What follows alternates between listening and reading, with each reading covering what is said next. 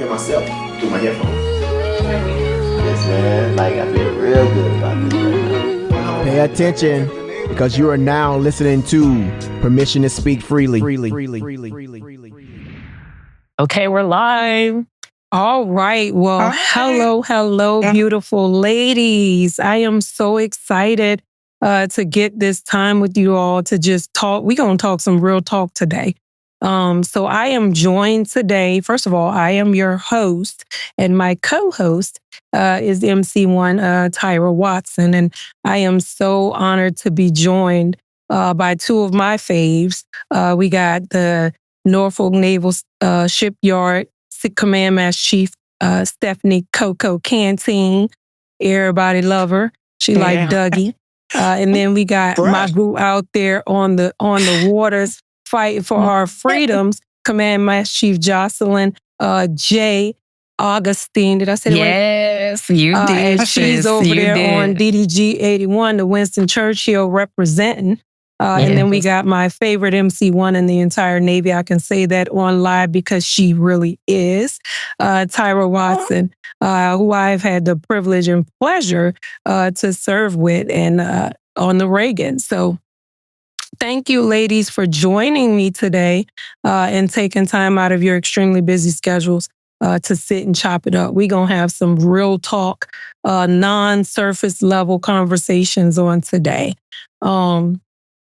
I will say that the weight of leadership is often admired, but we feel it every single day, right? Yep. A lot of people, tell us, man, I'm just so proud to watch you do what you do. But they don't know what comes with what we do, especially at the Command Master Chief level. So today, we're just going to go through a series of questions and topics that I know I personally have experienced a lot of questions with.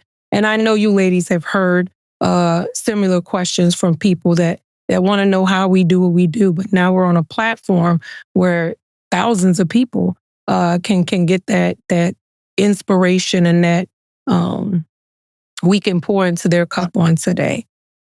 So I will tell you, oftentimes as leaders, we forget that we owe that, right? We owe that feedback. We owe that realness to those that are going to come behind us. And I know for all three of us, because we talked a little bit before we went live, none of us want to see people retrace our steps, the hard steps, if they don't have to. But we all know, right? Some people going to learn the hard way. We going to tell them go left and they are determined to go right. Right. And so right going to take them through there.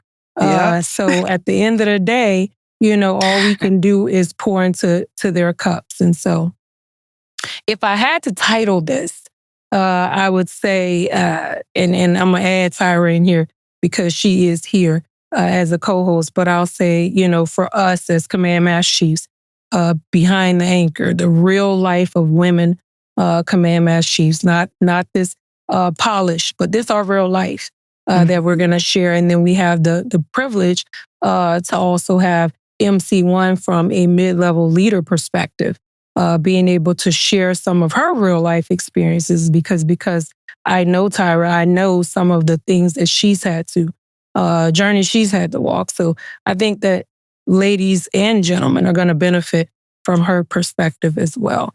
So we're going to jump right into women in leadership, the perception versus the reality. That's what we're about to talk about right now.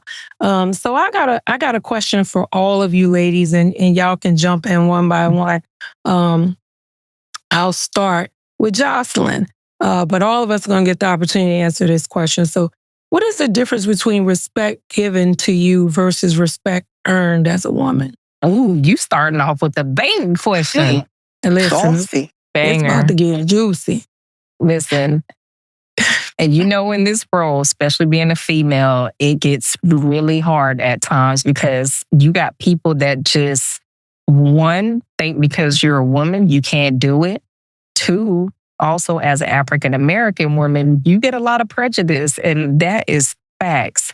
For me, I think the difference is being able to talk to someone and have them do something that I need without me forcing them to do it or making them do it because they respect me as a person. Vice me having to yell at somebody and getting on them and, just being on them constantly to get something done because they don't respect me. So you have to know how to toe the line as a leader, and especially being a Command Master Chief. How do you want to interact with your people, and how do you want those people to perceive you and work for you because they want to out of respect and not because they have to because you're forcing them to do it? That's my perspective. Absolutely. Coco? I don't know, man. And I agree with Jay on it's hard as a female being in this leadership position, especially a Black female, because we are not respected as we are supposed to be respected. Like they say, every man, woman, whatever you want to call it, we put on our pants the same way. And the level of respect that you would have somebody to respect you for, you should respect me the same way, regardless if I'm a woman or regardless if I'm Black, white, whatever it is, right? But for me, I'm going to get in the mud and you're going to respect me just like you want that respect given to you. My motto is treat people with dignity and respect. Treat them with dignity and respect. And guess what? You don't have to make people do anything. When you make them understand that they are a part of your command and you care about what they care about, you don't have to worry about people respecting you. They're going to give you that respect. I totally agree with both of you. And I share in that perspective that, for me, I will say, before I became a Command Master Chief, as an ITCM, it was a lot of respect given by virtue of the fact I can cut off your communications. Now as point blank period, a lot of people, told that line of communication because you won't be able to communicate. But as a CMC, it's a whole different ballgame to me. And I feel like I do a lot of earning. It's not automatically given because a lot of people figure that, somebody gave us. That's how we got here. Yeah. But they don't realize until they interact with us, until they see that compassion, that commitment, that we care, a lot more than other people that they're going to run into. And so by over time, right, we earn their respect. But I don't believe that every room we show up in is given. And I don't want you respecting me because I got a cookie. You're definitely not going to get it. Yeah, you're definitely not going to get it just because you walk into a room. You have to demand that respect from people. Yes. Regardless to the fact of if they want to respect you or not, you have to demand that. And like you said, ITCM, right? I used to be a cook in the Navy. Oh, yeah. We don't eat without y'all. You was my best friend. And you ain't flying without supply. Period. Listen, so don't come for me, telling me you're going to cut me off with anything. Okay, right. well, let's talk about it. Let's play. What I'm saying? But I try not to treat people like that because I want them to treat me like I want to be treated. Right. Yeah. So I have a question. So how would you all say if you had a female first class LPO and she came up to you and expressed that she was having this issue with feeling like people don't respect her, or feeling like she has to work double time to earn the respect of her peers?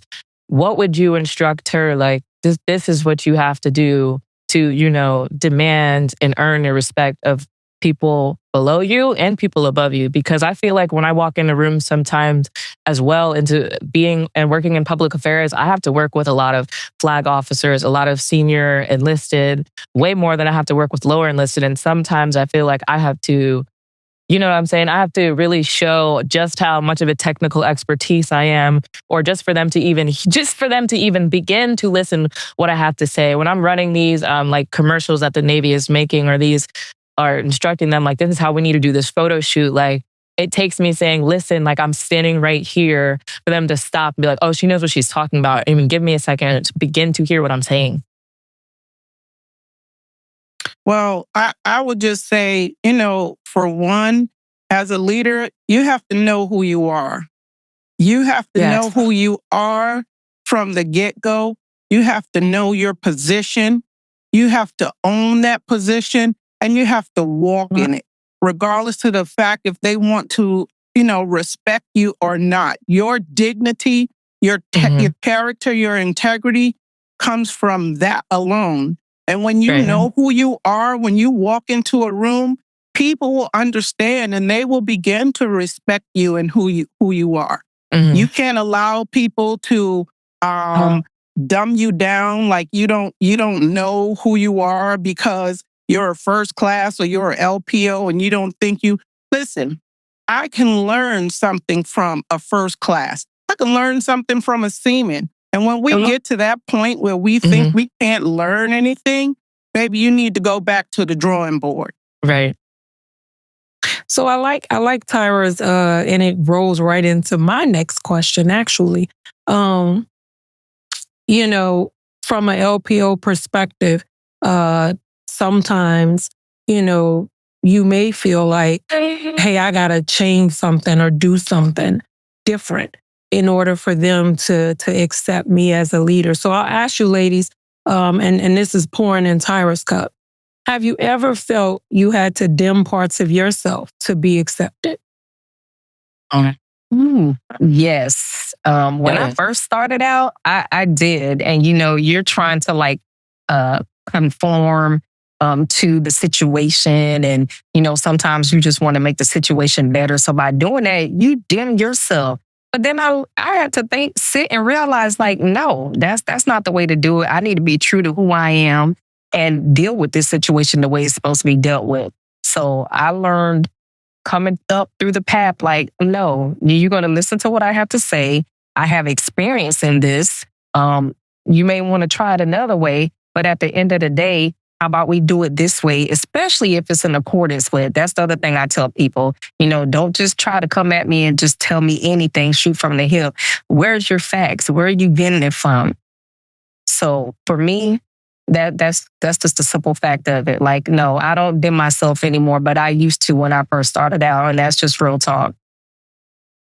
And I think we all have, right? And it happened more often than not for me, Tyra, at your level, because you're out there trying to be the best version of yourself. You're trying to lead your division. You're trying to lead your department if you're the department LPO, and you're always up against people that don't believe that you deserve that position or don't believe that you should get to speak for them, whether it's your junior sailors or, your senior leadership who don't have an option on whether you're in that position or not. And I will tell you, just as Jay said, I learned a long time ago at the E5 level when I decided that I was going to stay Navy, that I was going to show up as me every single day. But even in showing up as me, I have learned, right, that people don't care how much you know until they know how much you care. And we spend a lot of time being the technical expert, especially at the mid-level leader level, and we know so much. And we want everybody to open their cup and receive the information that we have. And then when we don't get it, because we have grew up in the survival, right, and not the softness, we turn up, right? And so when we do, it can be off-putting. And even when you're not turning up, it can be off-putting just because excellence is how you move. And I will tell you, excellence is offensive. No matter where you go, no matter what level of leadership you are at, from the admiral all the way down to the E1, if you're operating in excellence, somebody's going to be offended by how that. Dare you have the audacity? Yeah. How dare you, right, do this or that? How dare how dare you be the EP? But somebody got to be the EP child and somebody got to be the P. And at the end of the day, people will try to throw their insecurities off on you. Say right? that And again. say you showed up trying to outperform me. No, you showed up mediocre, right? Yeah. And because you showed up mediocre, right, my excellence became offensive.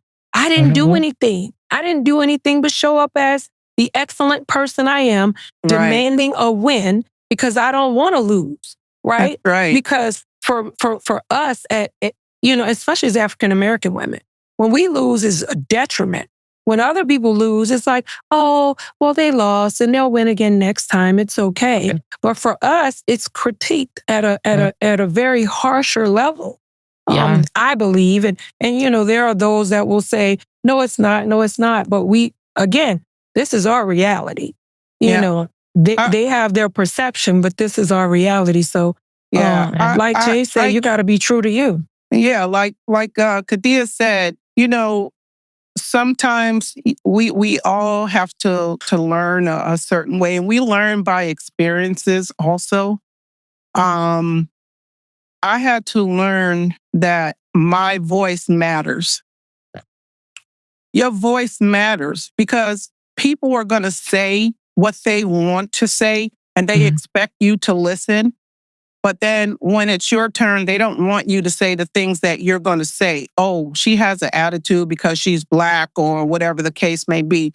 No, that is my character. When I choose to speak, the things that I want to say and I want you to hear my voice, I want to be heard. I had to tell myself one time to not say certain things because I didn't want people to be offended. But wait a minute.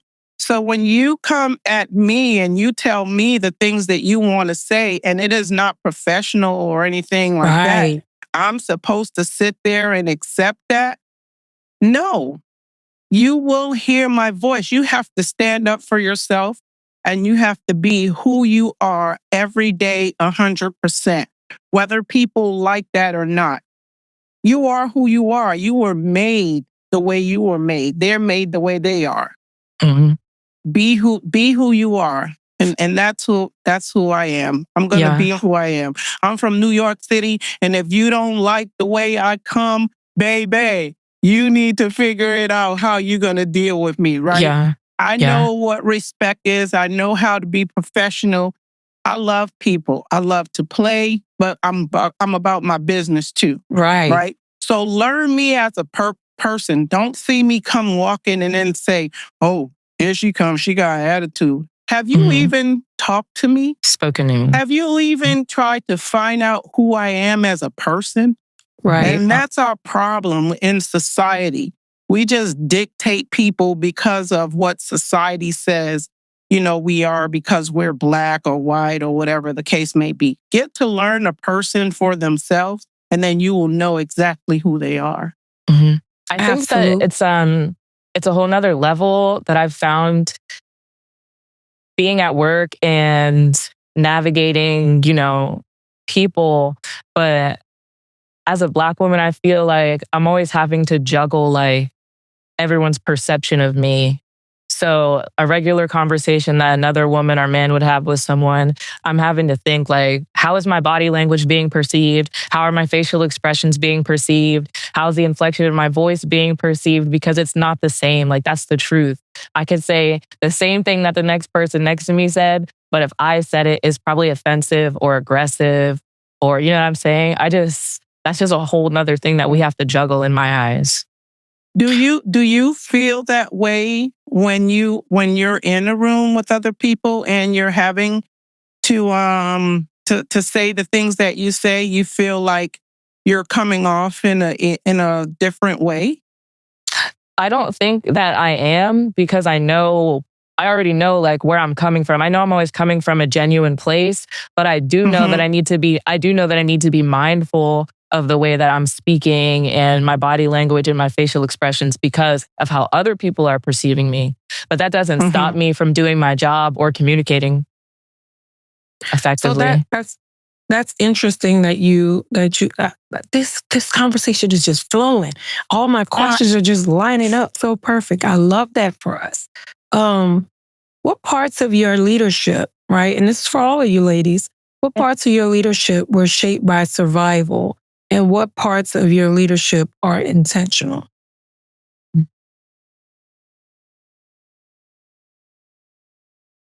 I think I try to be really intentional with the way that I'm speaking to, especially my junior sailors.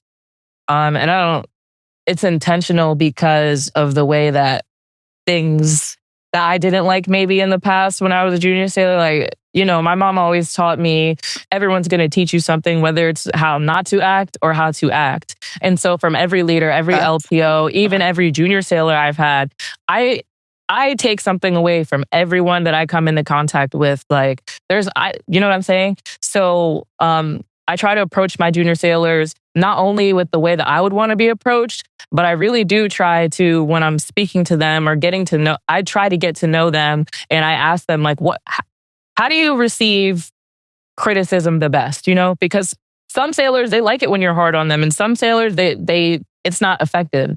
So I think that that's one thing that's important in being leader is knowing your sailors, because if you don't, I feel like you're putting yourself at a loss before you even get started. And I agree with you. Something for me, survival mode is realism, right? Sailors don't want to hear fluff. They don't want to hear, the political. Yes, they want to hear the nitty gritty, the truth. And I'm very personal with my sailors, because situations I've been through or situations that other people have been through that I've been a part of, that's very relatable, because those sailors are going through the same thing. And you're actually talking to them and helping them through it. So for me, that is something that I really harp on, is the realism about yourself, which ties into the earlier question about, do you feel like you have to dumb yourself down? And that's what come along the way. I realized, why am I doing this? This is me, authentic me. You either don't like me or you not. All right. But I have something to say, and I will be heard. Exactly. Exactly. And I agree with you both. Just being realistic, with those sailors. And one thing we don't do a lot is listen. Okay. We don't listen when it comes to, the sailors and people trying to tell us things that are going on, because we are know-it-all. We've been there before. Oh, I made it into the chief mess. Now I'm here. Rah, rah.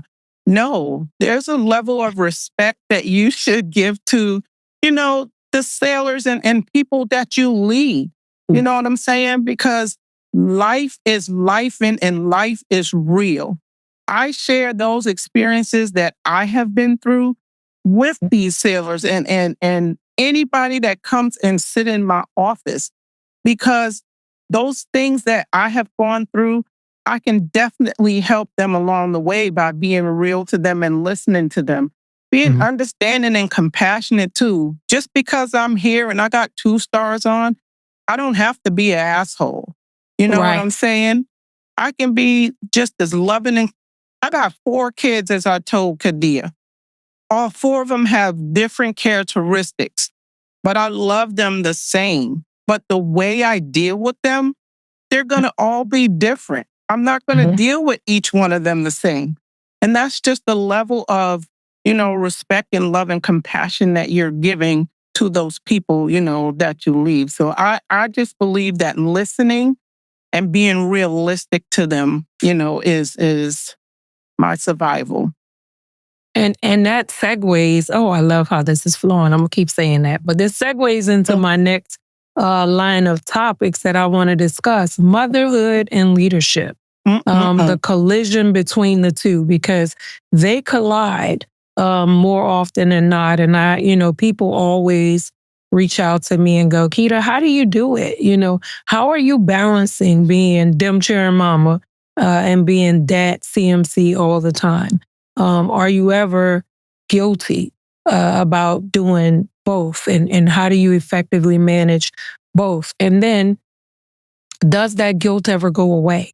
Like that feeling when you got to give the command a little bit more than you. And the reality is, we spend more time at work than we do at home. Our family gets a fraction of our time.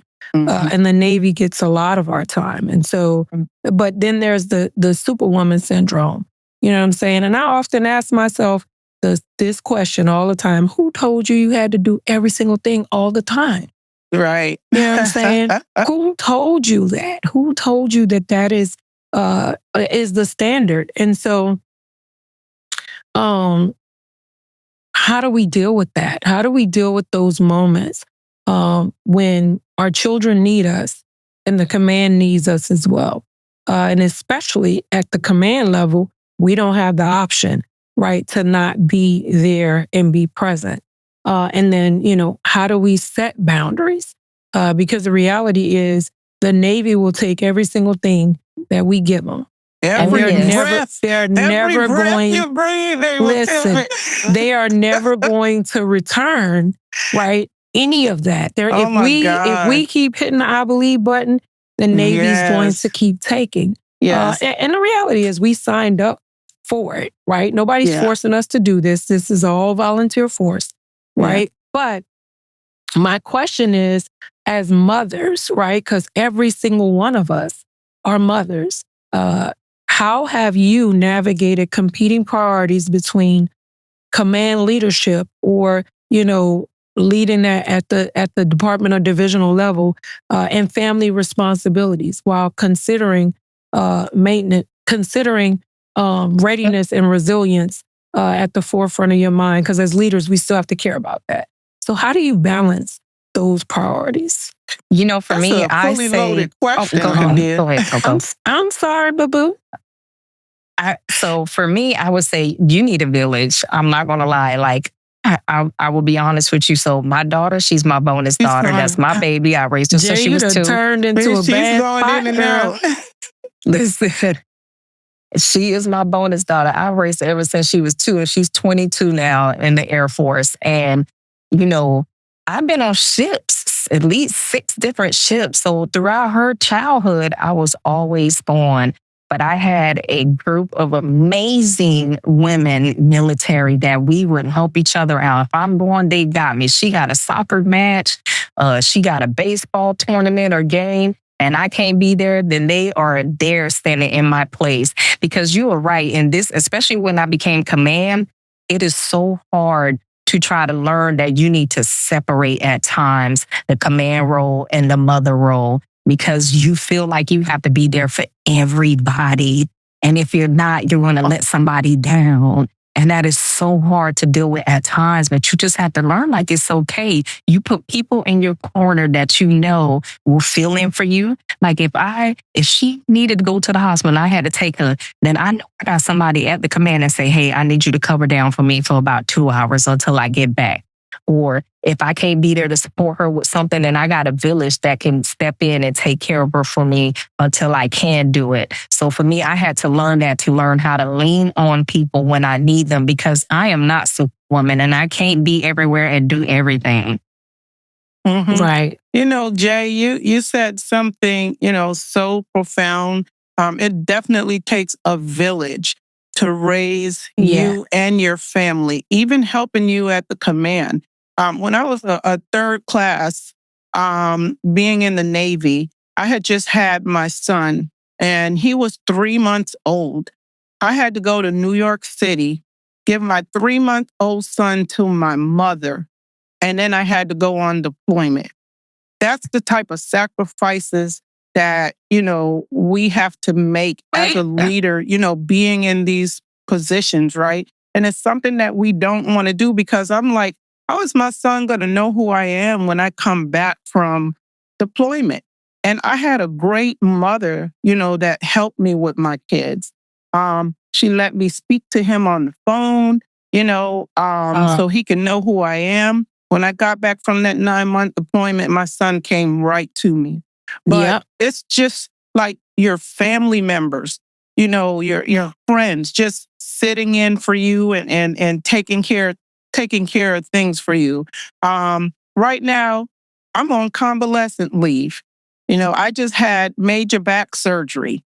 I have like a rotation of my E8s sitting in a chair for me right now, doing my job. And I will tell you, I am so grateful, for having those people to do that, right? Because I can't do it all. Even though I am command leadership, I can't do this thing by myself. Right. That's why you have the sailors. That's why you train them the way you train them, because one day you're going to be absent.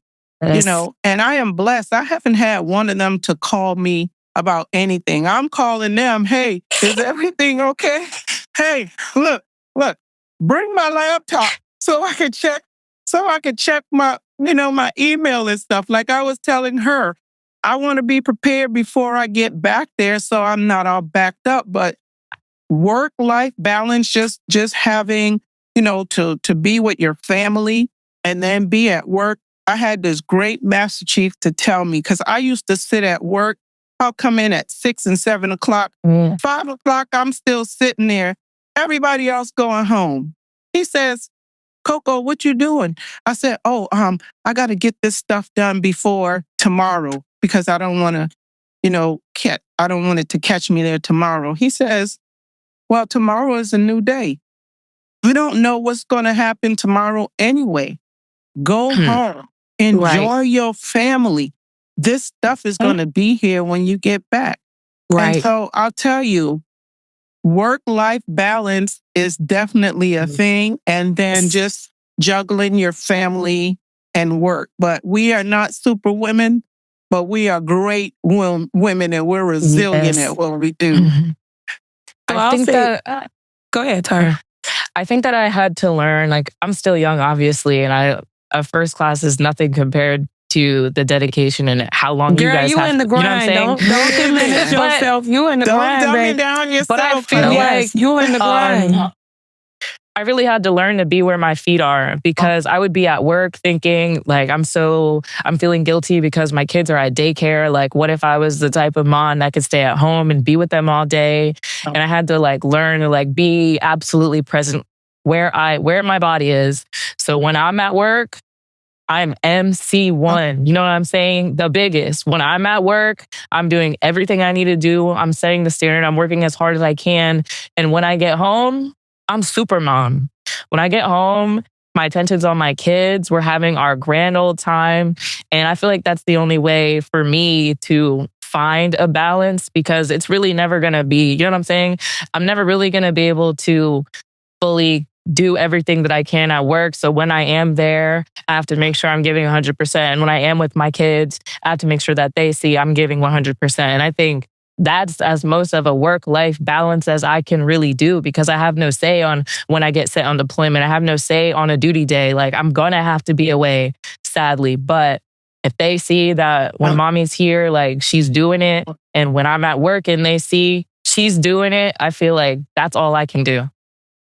Girl, and when you said you're an MC1, when I was a CS1 and we had a day off and it was daycare, guess what them damn children at the daycare, baby. At the daycare. So at the CDC. That's my balance. At the daycare where I'm paying my money. And you need a break too. Absolutely. Yes. If I get off early and I'm paying for aftercare, I'm going to see y'all after care. I love y'all so much. Right. I'm going to see you. That's a part of work-life balance. And that's something that we don't do enough of, is to take time for yourself. You have to do that. Listen, me, especially on my drive to work, that's my time. I pull up in that parking lot. I take about 5 minutes. I do some meditation, pour into yourself. Yes, you have to. You have to remember to pour into yourself and don't feel guilty about it.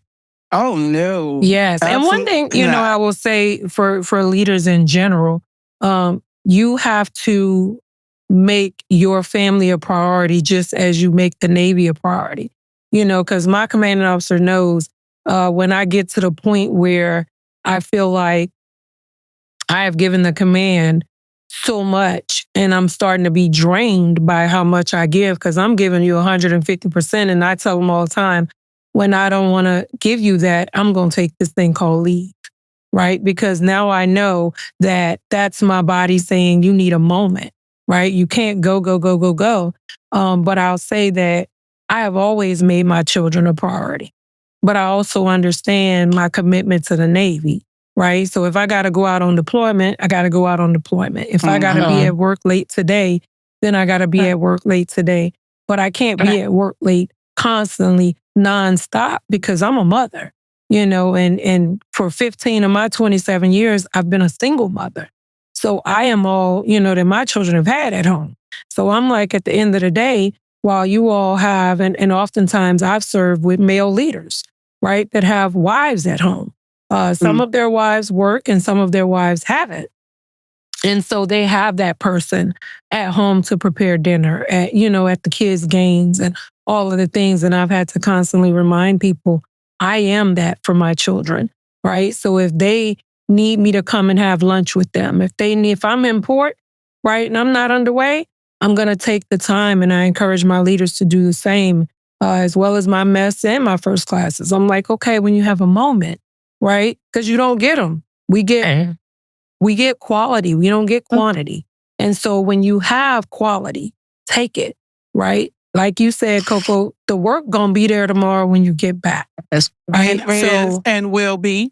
And for me, I also, I never take work home. In 27 years, I've never brought home an award. I've never brought home an eval. I've never chopped a piece of correspondence in my home. And the reason being is my children already share me with the Navy. And so when I come in the door, right, and I sit in my garage for 10 minutes when I pull up, because I got to get my mind right. Because as soon as, all day at work is CMC, you got a minute, CMC, you got a minute. All day it's a revolving door. And then when I get in my home, right, my kids haven't seen me all day. So they about to tag team me too. And I got 2 small kids, right? So for me, I take the time, as Jay said, to reset, right? On the weekend, I put me in the schedule, right? And I find time. But also I encourage leaders, don't bring work home. You spent all day at work, working. I had to learn that. And then you come home and you sit there with folders and you sit there with evals, and your children want to talk to you about their day. Your children want to talk to you about what happened on the school bus or if somebody's bothering them. And that's how, as leaders, we miss things because we give all that work, then we want to come home and work too. And granted, right, at certain levels of leadership, there is a lot. There is a lot that comes with that. But I just believe, and I'm going to believe this until I retire. I don't care who else don't agree with me, but I believe that when I'm present with my kids, listen, if it don't require a call, I tell my chiefs, text me. I can read it, right? And I'm going to respond via text. But don't ring my phone off the hook after hours if it doesn't require a call. Now, there are times when things require that. But I feel like we have to condition people to respect our families, because if we don't respect, then nobody else is going to. I think if you don't respect your family, my kids are older. You know what I mean? And so for me, like just being at the Norfolk Naval Shipyard, being a Command Master Chief of the installation, then being a Command Master Chief of the freaking shipyard. I mean, it's a lot of work. You know what I'm saying?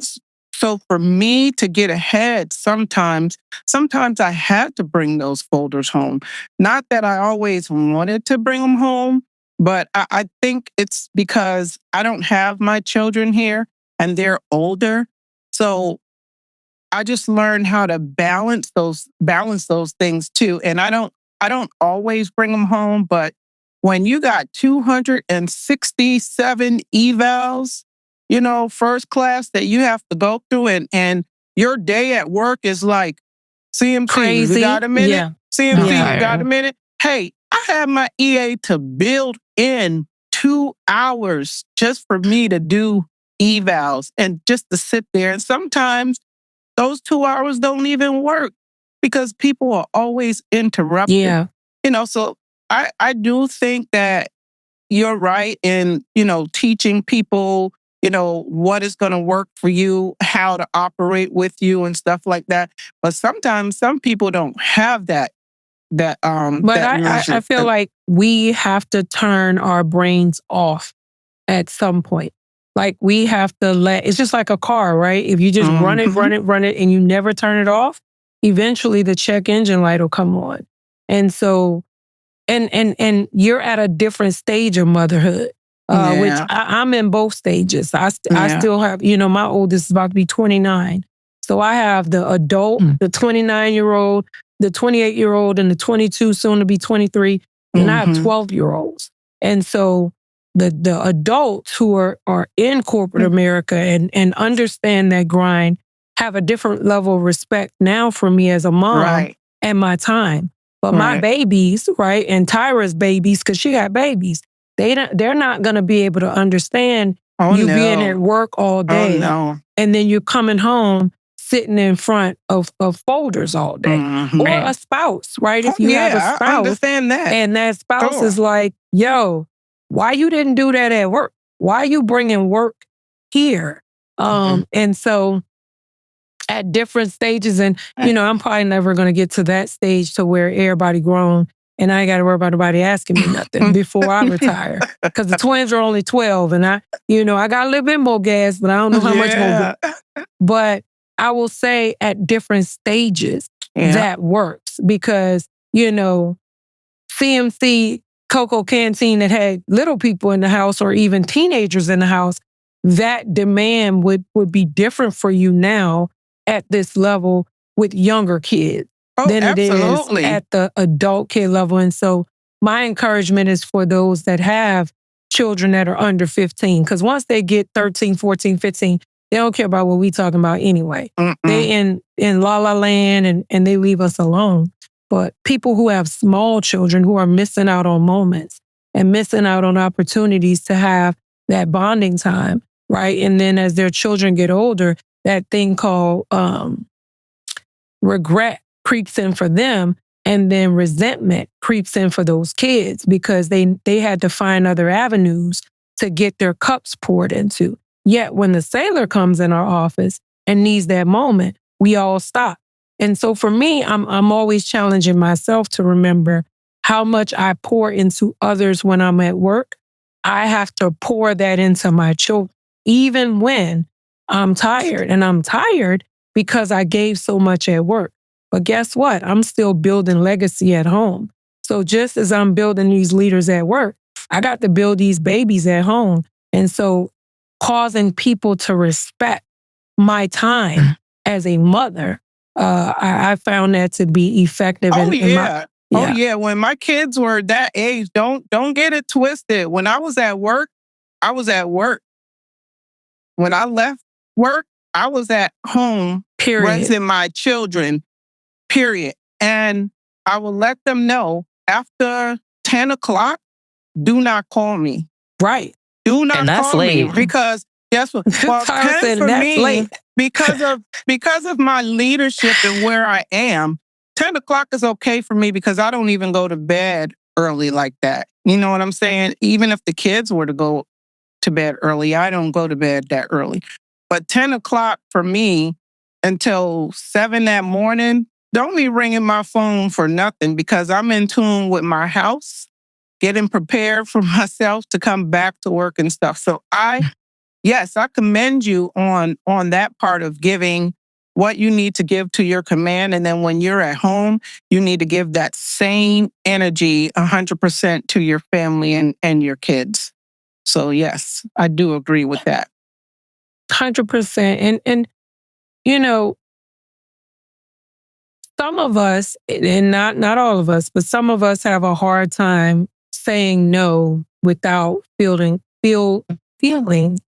guilty, right? Whether it's no to the command or no to our children. Because, if my kids had their way, I'd be running the Five Below, Dollar Tree, Walmart, and Old Navy all day, every day, because that's what they want to do all weekend. But sometimes I'm like, okay, give me a moment to rest because my body is weary. And then we're going to do that. How do you all say no to your command or even, sometimes family members without guilt happening? I had to learn that the hard way because sometimes that comes to bite you in your behind when you don't say no, when you need to say no. You know what I'm saying? Because you definitely can't be a yes woman, or man to anything that people, come to ask you a question about or want you to do, right?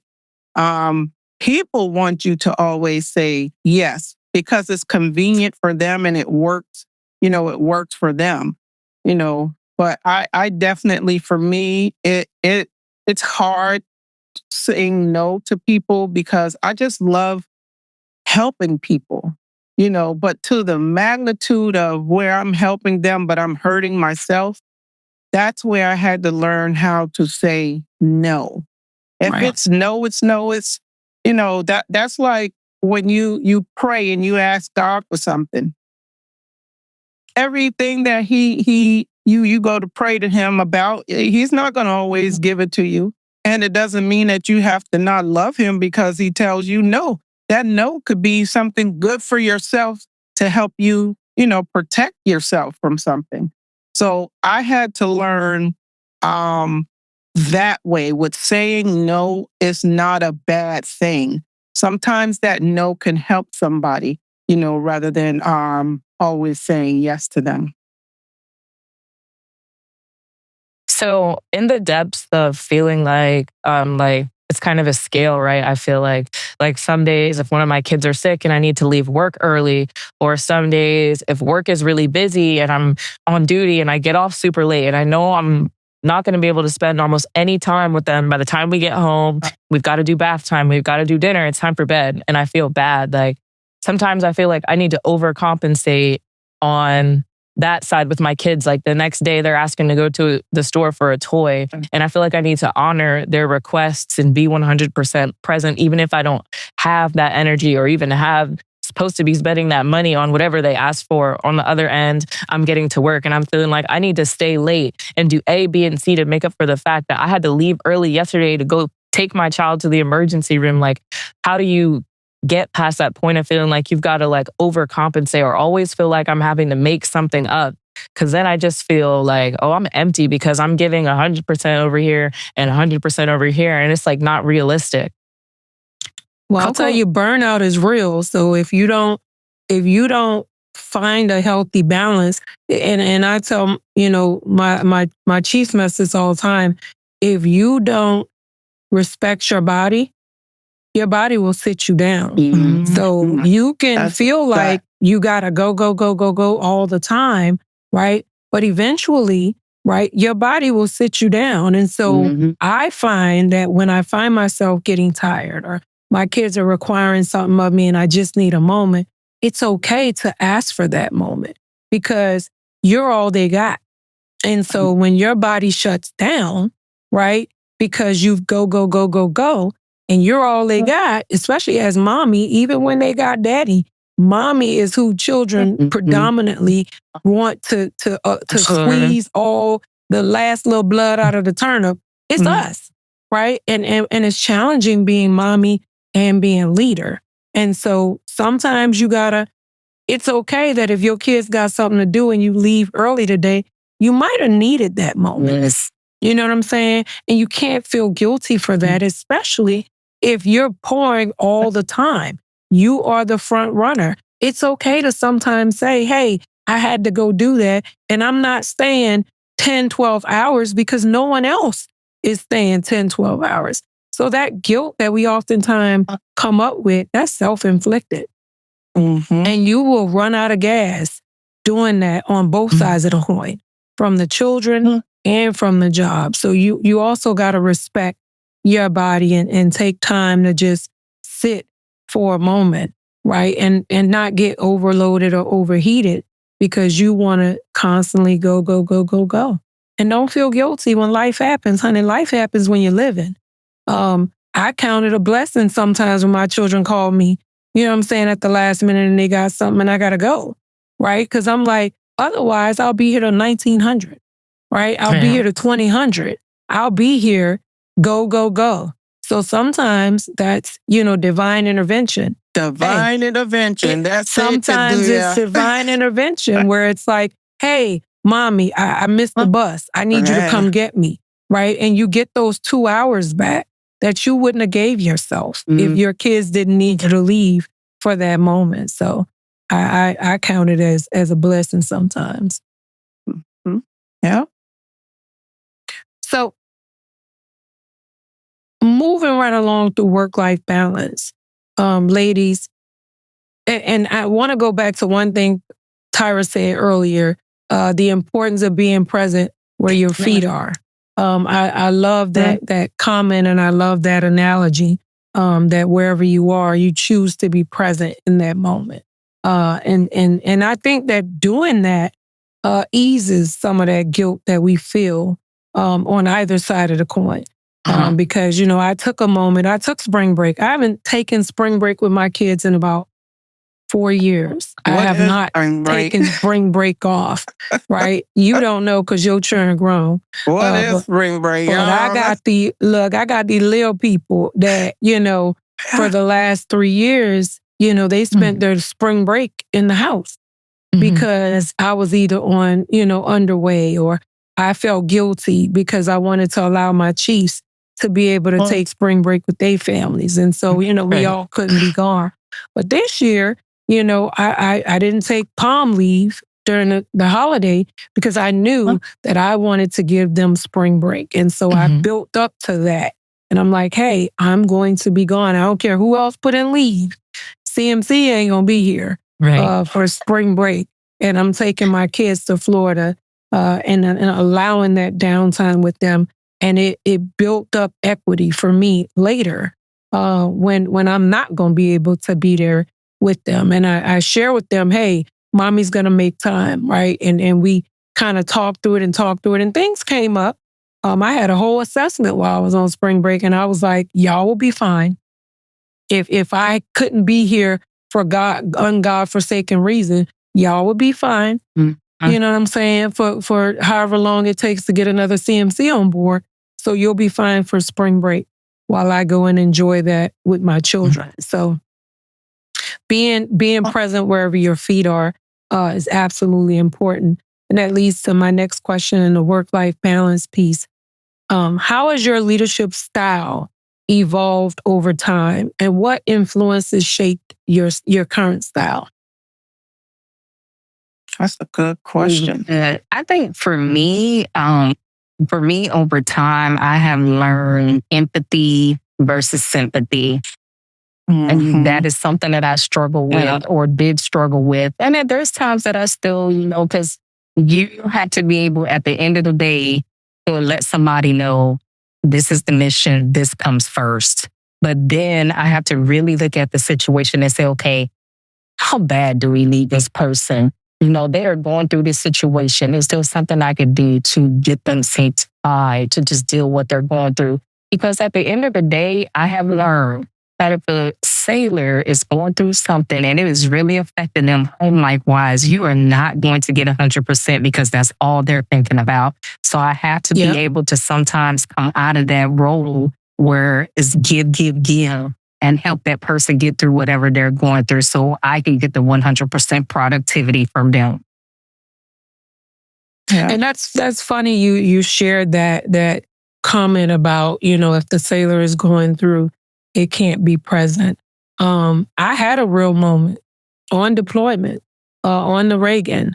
My daughter had a medical issue that happened mid-deployment. And it was during the COVID deployment at that, where, no one was leaving the ship. No one was getting back. No one was getting off. We was just out there, right? And I remember being told by my leadership that they couldn't afford to let me go. Like, what are we going to do without you? We need you here. And at the time, my daughter was my family care plan. So she was taking care of the twins and my teenage son. She was it. And, I remember my child calling me out on deployment and sharing with me what was going on and being devastated that she even had to call me and apologizing for needing her mommy. And I remember, as you stated, I couldn't eat, I couldn't sleep, I couldn't function. I was irritable as they were asking me questions and wanting me to show up and do this and do that. And the whole time, all I'm thinking is, my child is apologizing for needing her mommy in a moment when I'm sitting in the middle of the ocean and my leadership team is telling me they can't support me going back to be there for my child who is with my other children. Like she's having a whole moment and I'm told to suck it up. And in that moment, I had enough sense to fight for myself and to advocate for myself and to realize I gave blood, sweat, and tears, and you're going to get me off this ship to be with my child who needs her mother. Because the leaders above me that were saying no, I knew for a fact that if their wives were in that situation, there would be no question that they would be off that ship. There would be no question that they would have got flown off. I would be none the wiser, right? I'd show up at a meeting and they'd be gone. But yet, as a senior chief, who at the time had 20, I think I was at 22 or 23 years in the Navy, I was told, your family's gonna have to suck it up because we need you leading out here.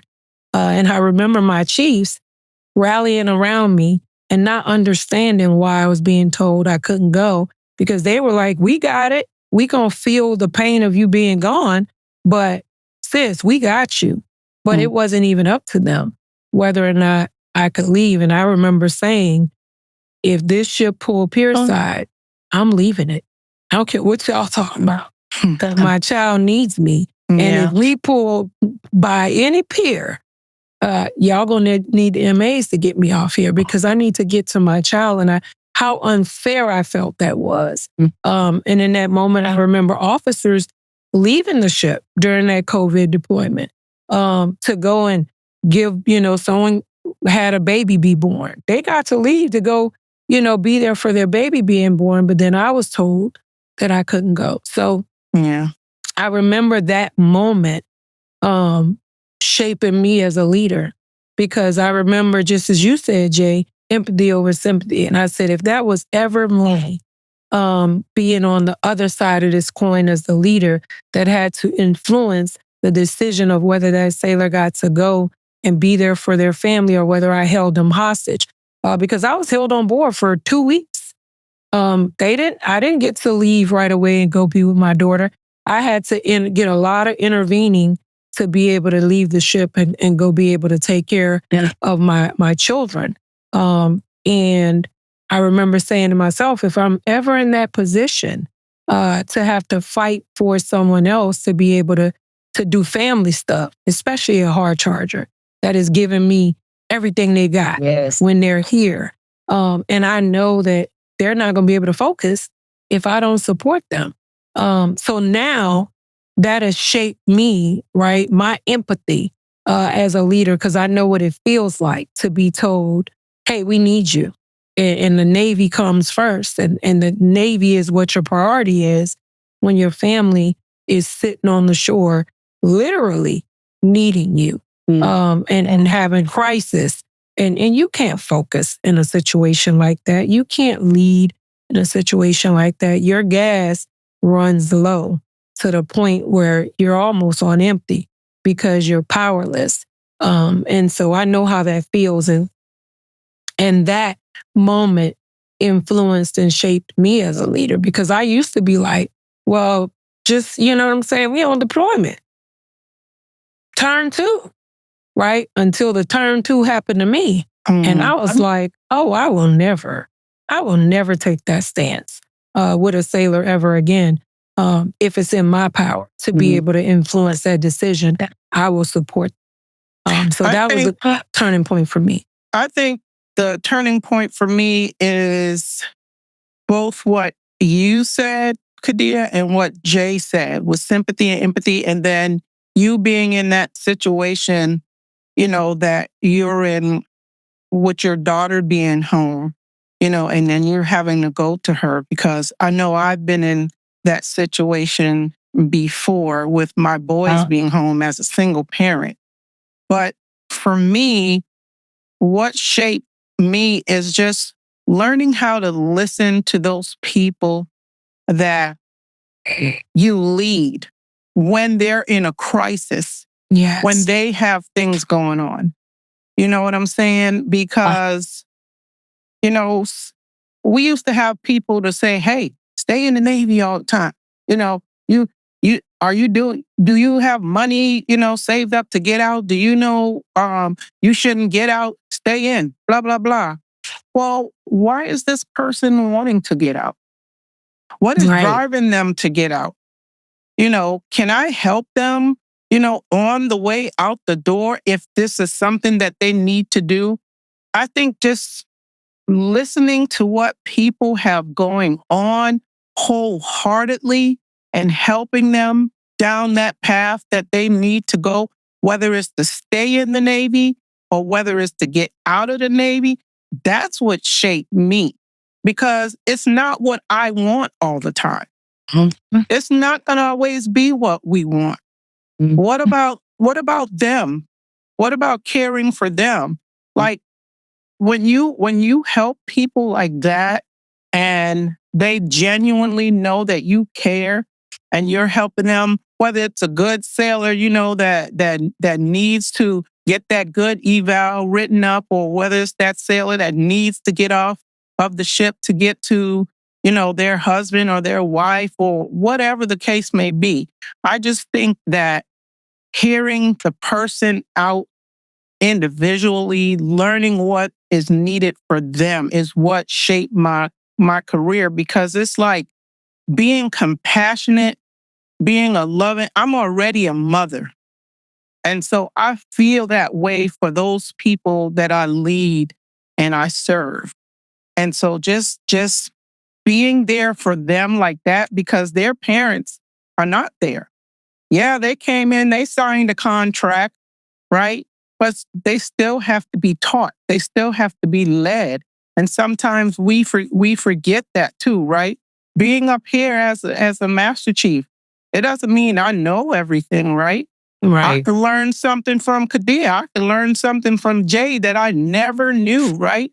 And you two shaped me, even though I've been in for a long time. But I just think having that compassion for those young people that are coming into the Navy and they need to know things and they need somebody to listen to them, or they need somebody to fight for them, that's what shaped me. Because we always throw away the people that have done something wrong, but we never build them up. I hate that. Oh, this person right here is a dirtbag. This person right here, they don't. Okay, what does your chief model tells you to do? What does your model tell you to do? When you kick somebody down or somebody falls down, how do you lift them up and build them back up to be what they need to be? Right. You know what I'm saying? That's what kills me. But that's what shaped me, because it's not all about what I want sometimes.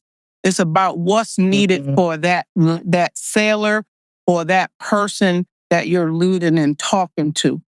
We forget that all the time. It's not all about us. We've been in the Navy a long time. Now it's time to develop those people that are needed. But you got to develop them whether they did something bad or good. That's what we forget. And that's the strong point of being a servant leader. Yes. And I think a lot of people don't. They want to be leaders, right? But they don't want to be servant leaders. And servant leaders, I tell people all the time, even when I'm doing DRB and I'm talking to my sailors, and I say, look, you're mine through the good, the bad, and the ugly. And like you said, Coco, people don't want to be associated with the ugly. They don't want to be associated with the bad. And I share that with my department heads all the time. Like the sailors that get in trouble, we just want to throw them over the side. Just want to throw them to the wall. We want to throw them over the side. They're bad. We need to get them gone, this, that, and the third. But, I went to Captain's Mast as a junior sailor. I went to DRB twice. I went to DRB as an E5. Only Captain's Mast once, though, y'all, when I was an E nothing. I want to make sure that that's crystal clear. But if leaders at that time wouldn't have taken the time, right, to develop me and to see that there was potential in me, and to allow me to see the potential that was in me, I wouldn't be here 27 years later as a command master. I would be gone, right? They could have kicked me out, in A school, because I got in trouble in A school. But, along the way, even with, my defensive personality, along the way, I ran into leaders, right, that weren't afraid to lead, weren't afraid to deal with the difficulty. Like you said, Coco, I feel like motherhood gives us an upper hand sometimes as leaders when it comes to patience, when it comes to adaptability, when it comes to resilience, when it comes to empathy and sympathy. Motherhood teaches you that, right? The leadership books don't teach you that, right? Because like you said, you'll have 4 kids and they're all raised in the same house and they all turn out different. They all have a different path. Some of them are going to get in trouble. Some of them are going to be squeaky clean and never get in trouble. Some of them will have aspirations to be CEOs. Some of them just want to be, a rapper or whatever the case may be. But everybody's different.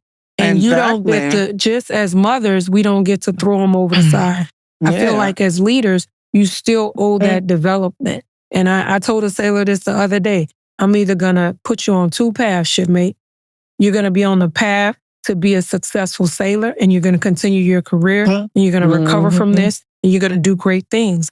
Or I'm going to put you on the path to becoming a civilian. And I'm going to make sure you have the resources you need. I'm going to make sure that you get the training, you go to TAP. You know what I'm saying? And if along that path, I got to bring you back in front of me one more time till you get it, we'll do that too. But as a leader, I have that responsibility to still walk with you in any path you choose to walk on. You definitely got to be real about it and realistic, just like Jay said. The realness of it, you have to be real about it, because sometimes, when people do come into the Navy, sometimes we forget that they had problems before they came into the room. It doesn't mean because they come into the Navy, the problems are going to go away, right? It's a different environment now. We have to teach them about the environment.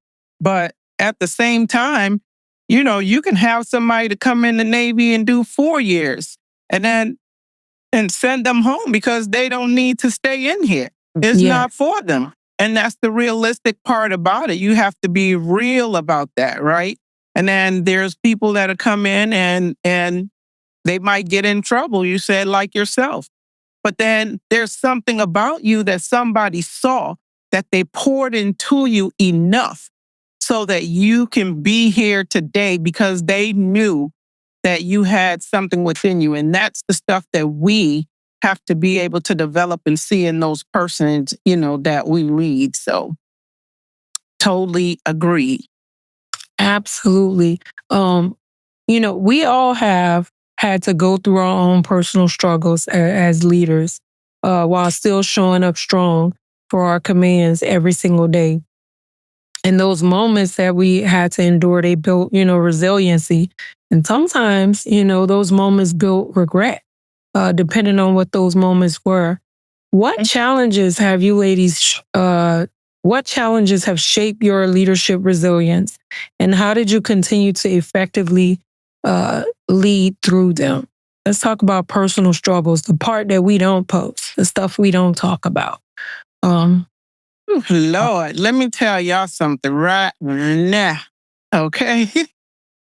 I have been tried as a Command Master Chief. At this particular command, I will not call the command's name right now. I don't want to put them out there. I mean, I can if I want to. I ain't afraid of nobody.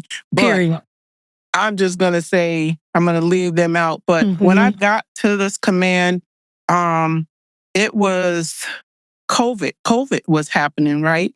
But getting into the command, I had to learn this command because I had never been there before, but I've been a leader. Because I'm a leader, it doesn't mean I can't learn the things that I need to learn at this command, right?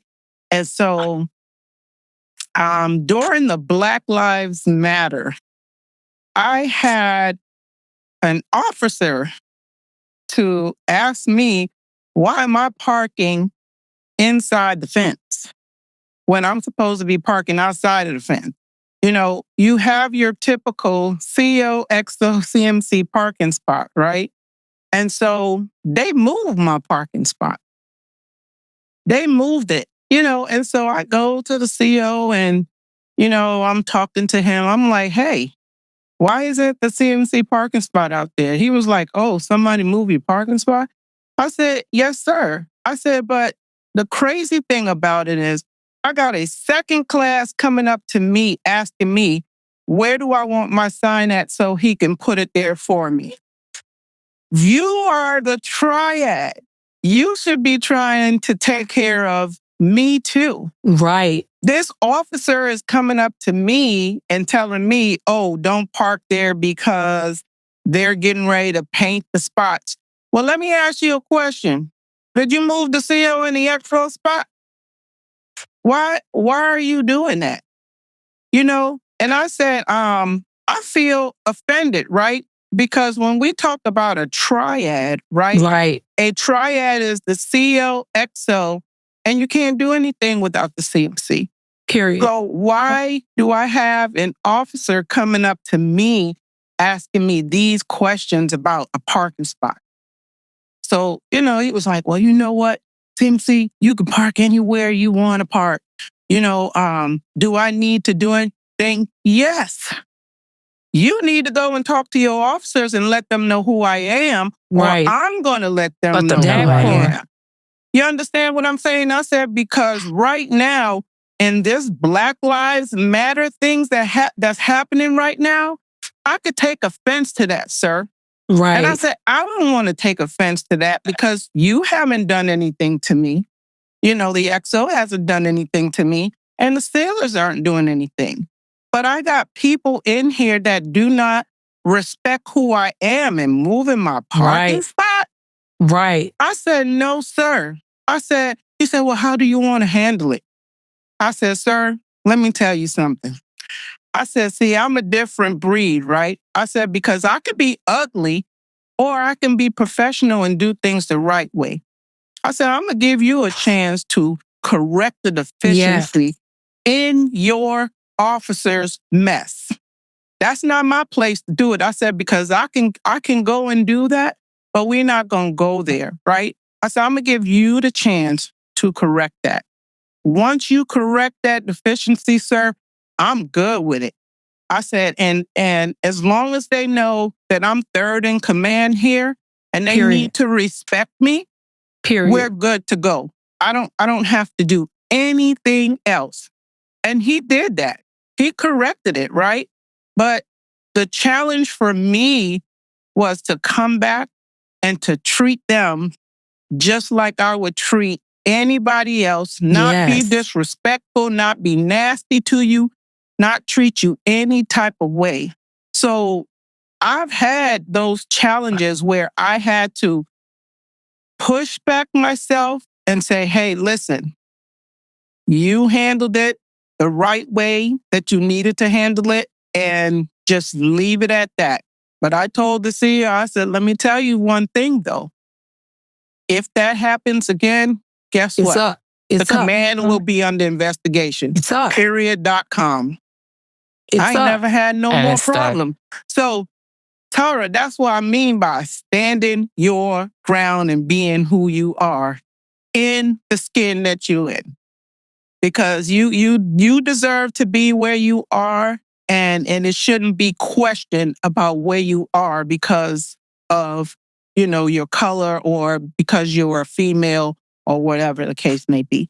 So that was my challenge. I get a little going with that thing because it was real. It was real during Black Lives Matter. And you're going to have somebody to do that to your Command Master Chief? What? Exactly. That's crazy work right there. Jay, any experiences you want to share? Where do we start? Because I got quite a few. I'm gonna tell you something. For me though, the hardest part, and this again, you know how I am, going through a divorce while I was a Command Master Chief, and that was really tough because we can be very private when we want to, and letting people just in our personal lives at times when it's something like that, because that is very detrimental. I don't wish that on nobody.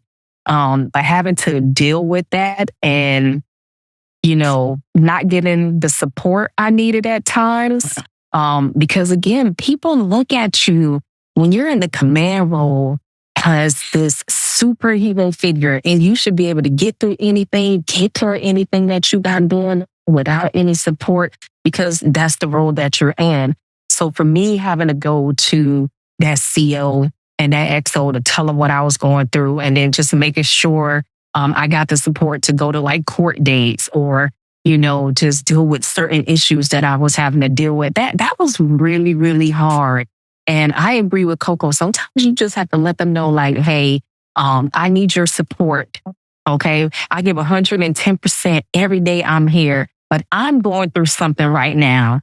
And I need you all to support me so I can get through this. And there are going to be times where I cannot be here, but rest and assured, somebody will be able to cover me down. But in this moment, all I need is your support to back me up. That's it. Because we struggle too.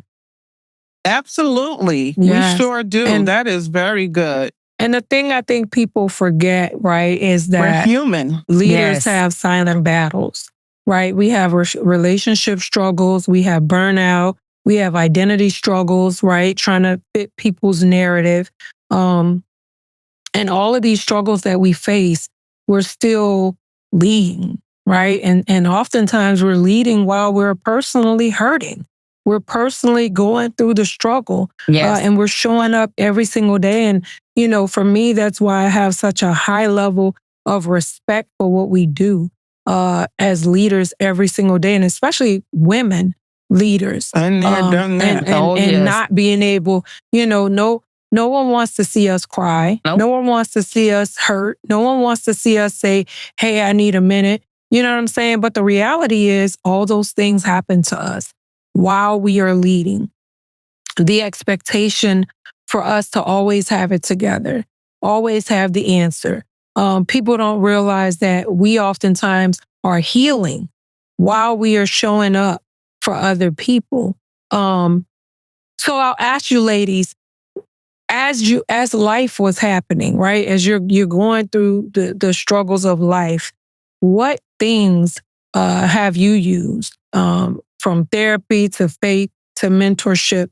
What avenues have you utilized? And if you were pouring into somebody's cup today, that you would be able to tell them to use to help? And I'll tell you, all three that I've mentioned, I've used. I've done therapy.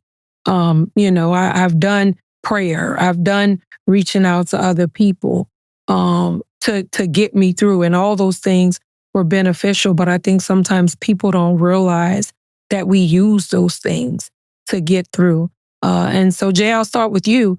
Going through the divorce, what were some things that helped you navigate that? And not just your COXO, but what resources did you tap into to help you get through it? You know what? I credit Meet Family Support Center because a lot of people don't use them for everything they have to offer. But I did. I reached out to them for just counseling because I was in a dark place at that time. Also, the chaplain. I used to go to talk to the chaplain at least once a week to just help me get through what I was going through because mentally I was struggling, and as leaders, we don't talk about that enough, Again, Coco, you said it. We are human too. We hurt too and we go through things, but we're trying to do everything for everyone else. So yes, I use Sweet Family Support Center to just get counseling. I also use my chaplain to help me go through what I was going through. Because again, we take care of everyone else so much and we can be struggling and we don't really do the things we need to do to help ourselves. And I was going through a dark, dark time going through that divorce. So that was hard. I was able to help for 16 years. That's a long time. That wasn't just, a couple of years. So that was a hard field to get through. And I felt like I failed. you put so much on yourself. And I just felt like I failed. So I just needed people to help me get out of that place. And I wasn't ashamed to ask for it either. Because again, if I'm not good, I'm supposed to take care of everybody else and do my job and support the saviors that need me. Right. Tyra, you got a perspective that you like to share, love? Yeah, I feel like also I went through a divorce and it was happening and I had been at my new command for probably about 6 months. And then I went on maternity leave and the divorce was like happening and we were separating like while I was still on my maternity leave. And I felt guilty because my number one concern was my kids, like coming from a single parent household and then like having to sit with the fact that they were going to be growing up and like split homes. Like that was just the worst part of it to me. And I feel like I didn't want to tell anyone because it was embarrassing almost. Like I didn't want to tell my friends what had really been going on because it was building up obviously for a while. But when it got to the point where it was a bullying point and the boiling point and we were like, no, this is over. We have to split. Like I felt when I finally told everyone, like my friends and my family, they were like, what? And I was like, yeah, this has been going on for quite a while. And I think I had to be honest with myself. Like, why was I trying to paint this picture for everyone, like at work, at school, my friends and family, like that I'm a part of this like perfect little family and this, I don't know why if it was like my own ego, or maybe it's because I was just trying to hold it together in hopes that it would mend. But once I started being honest with myself and really surrendered to the situation and what the reality was and what God was taking me through to get to somewhere else where he needed me to be, I feel like that's when my heart started to mend. That's when I was able to, when I started being honest with my friends and family, I started getting the support that I needed. When I went in 2 months into my maternity leave and sat down with my DLCPO, my department head, and explained to them what was going on, like I started getting support that I needed at work. And everything started to come together and I was able to, work my way out of that. I think that just surrendering to God and surrendering to what my reality was going to be so I could start making my way to whatever he was going to take me to, which now I'm so much happier and in a happier place and my kids are great and we're figuring the co-parenting thing out. I feel so much better. Like the relief. You know what I'm saying? Like my heart feels peace. I'm able to, you know what I'm saying? Yeah. Everything just feels better. So I feel like surrendering to what is actually going on and being honest with yourself, being honest with the people around you so you can get that support that you need. That was like a pinnacle for me. And then also, I feel like sometimes I have struggled with imposter syndrome and maybe not so much that me not knowing who I am and what I can do in the workplace and the effectiveness that I can bring. It's not so much me. I feel like it's come from other people. I remember I got mapped to second class when I was on the ship and my LPO told me in front of the whole department, you only got mapped because you're a Black female and they needed, you know what I'm saying? Yeah, basically like a number, like a number. What? It's I like, remember. Yes. And I just like hear that in my head sometimes. And I know it's not true. But it's like things like that, like we've got to work through that and constantly, remind myself, this is who you are and your dignity and your place. It doesn't come from anybody else or what their opinion is of you because you know exactly who you are. You know exactly whose you are. I belong to Jesus Christ and no one else is about to tell me who I am and what I have going on or, you know what I'm saying, how good I can be and how effective I can be as a leader and as a sailor, So I think those are my two things that I really had to have worked through and still work through. That's awesome. I love that for you. I love the vulnerability and giving up and surrendering to those things that you know that you need to divulge so it can help you out. I am on the lines with you, Tyra, because when it comes to things that I have to work through, it is Jesus Christ. It is my prayers. It is just, I give myself this rule. I have 2 to 3 days. If I'm going through something, that's all you get. Because I'm not moping around and my worries and my problems, even though, like Jay said, 16 years, that's a long time to be doing something, right? But the enemy also wants you there too, because that's your most vulnerable point for him to, push anxiety and depression and all this stuff on you too, right? But then just like you said, you just have to be vulnerable. You have to be surrendering those things up to God so that you can move on from it and walk in the authority of who you know you are. That's just it. And I don't have to repeat that because, girl, you said it. Period. I'm not going to repeat it. Period. That's right. I love that, you ladies are open to sharing. And I know that, this topic, that topic in particular, is heavy. It's heavy. We are not the only people that go through that. We're not the only people struggling with it. And it saddens me sometimes to know that as leaders, and this is not us. Let me be clear to say this leadership crew right here, this is not us, but you oftentimes find people that are serving, especially at high level leaders that have been through struggles, right? And we make other people feel guilty about those same struggles, right? We make people feel like they can't come to us, right? And sometimes some of us live publicly, and then there are things that we keep to ourselves. Because I tell people I'm the most public, private person you ever meet in your life. I know how to post all day on social media, and y'all still have no idea pieces of my life that I keep to myself. Because I know how to keep certain parts of me for me. They're not for everybody else. But, I'm oftentimes reminded that, like I stated before, the struggles that we go through shape our leadership styles. They shape who we are as people and who we are as leaders. So I want to talk about authoritative versus approachable. How do you find the balance between the two? Especially as Command Master Chiefs, how do you find the balance between authoritative and being approachable?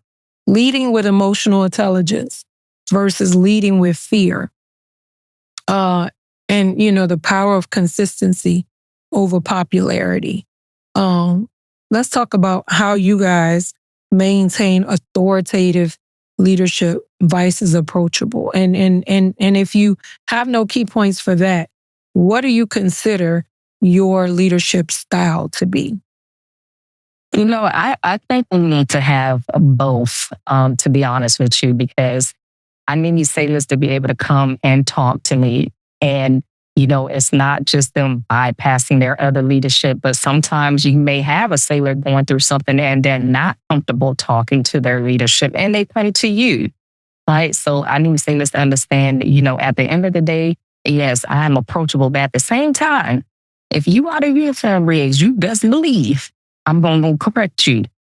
Okay. So I think that's the difference, that they know you still uphold the standards. You still make sure they're following rules and regulations, but they know that if they are going through something, that they can come and knock on your door and say, CMC, you got a minute? And I don't care what I'm doing. I stop every time to listen to that sailor.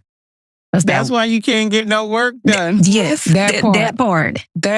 That's why she can't get the work done. One of the things my CEO always laughs and jokes about, he'll tell people, is my CMC is extremely approachable. The ECL is going to come tell me, sometimes they're using it to their advantage, that I have an open door policy, right? I'm going to go tell CMC, and then there's going to be some traction or some accountability. But like you mentioned, the authoritative piece being holding a standard, because some people want to be, and I probably shouldn't mention it, but I'm going to mention it anyway, the chief that's going around Facebook right now being out of standards, right? And everybody talking about him being the cool chief.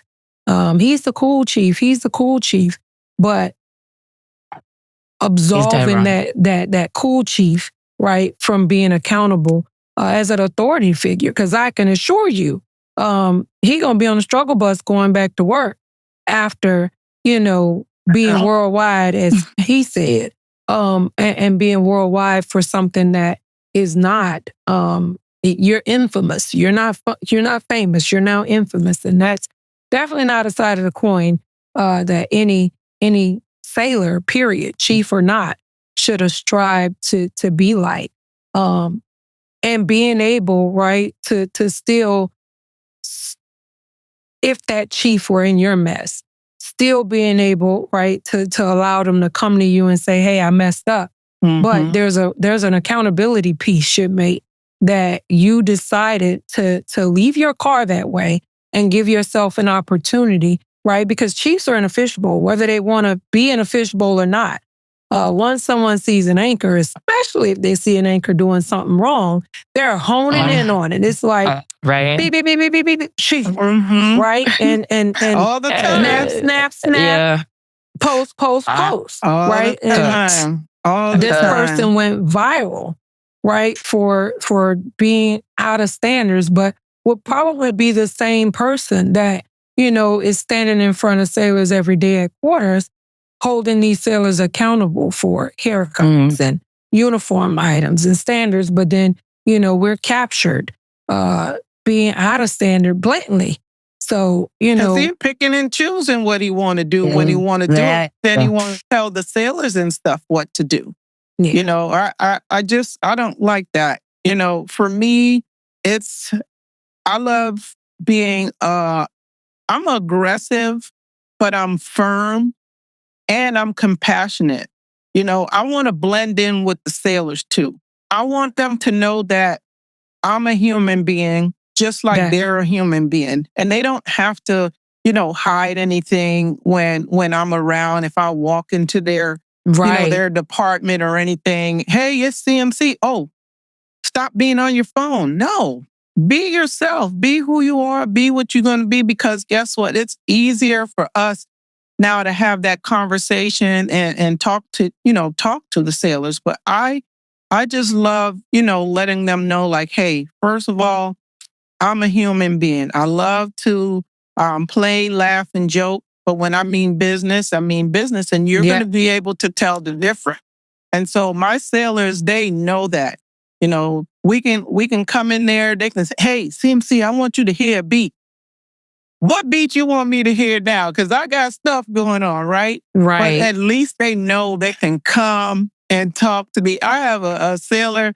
I had to go and find him. He was in the water closet. Making beats. Him and not another making chief, beats in the water closet. A first class, a second class. They in there making beats in the water closet. I'm like, what the hell in there making beats, right? Goodness I said, grief. boy, if you don't get your butt back to where you're supposed to be. But, I gave them a little grace, right? But at least they know what I mean business. Right. I mean business. You know what I'm saying? So I just kind of like being a little bit of everything. Firm, aggressive, compassionate, and then just open, so that they know that they can come and talk to me.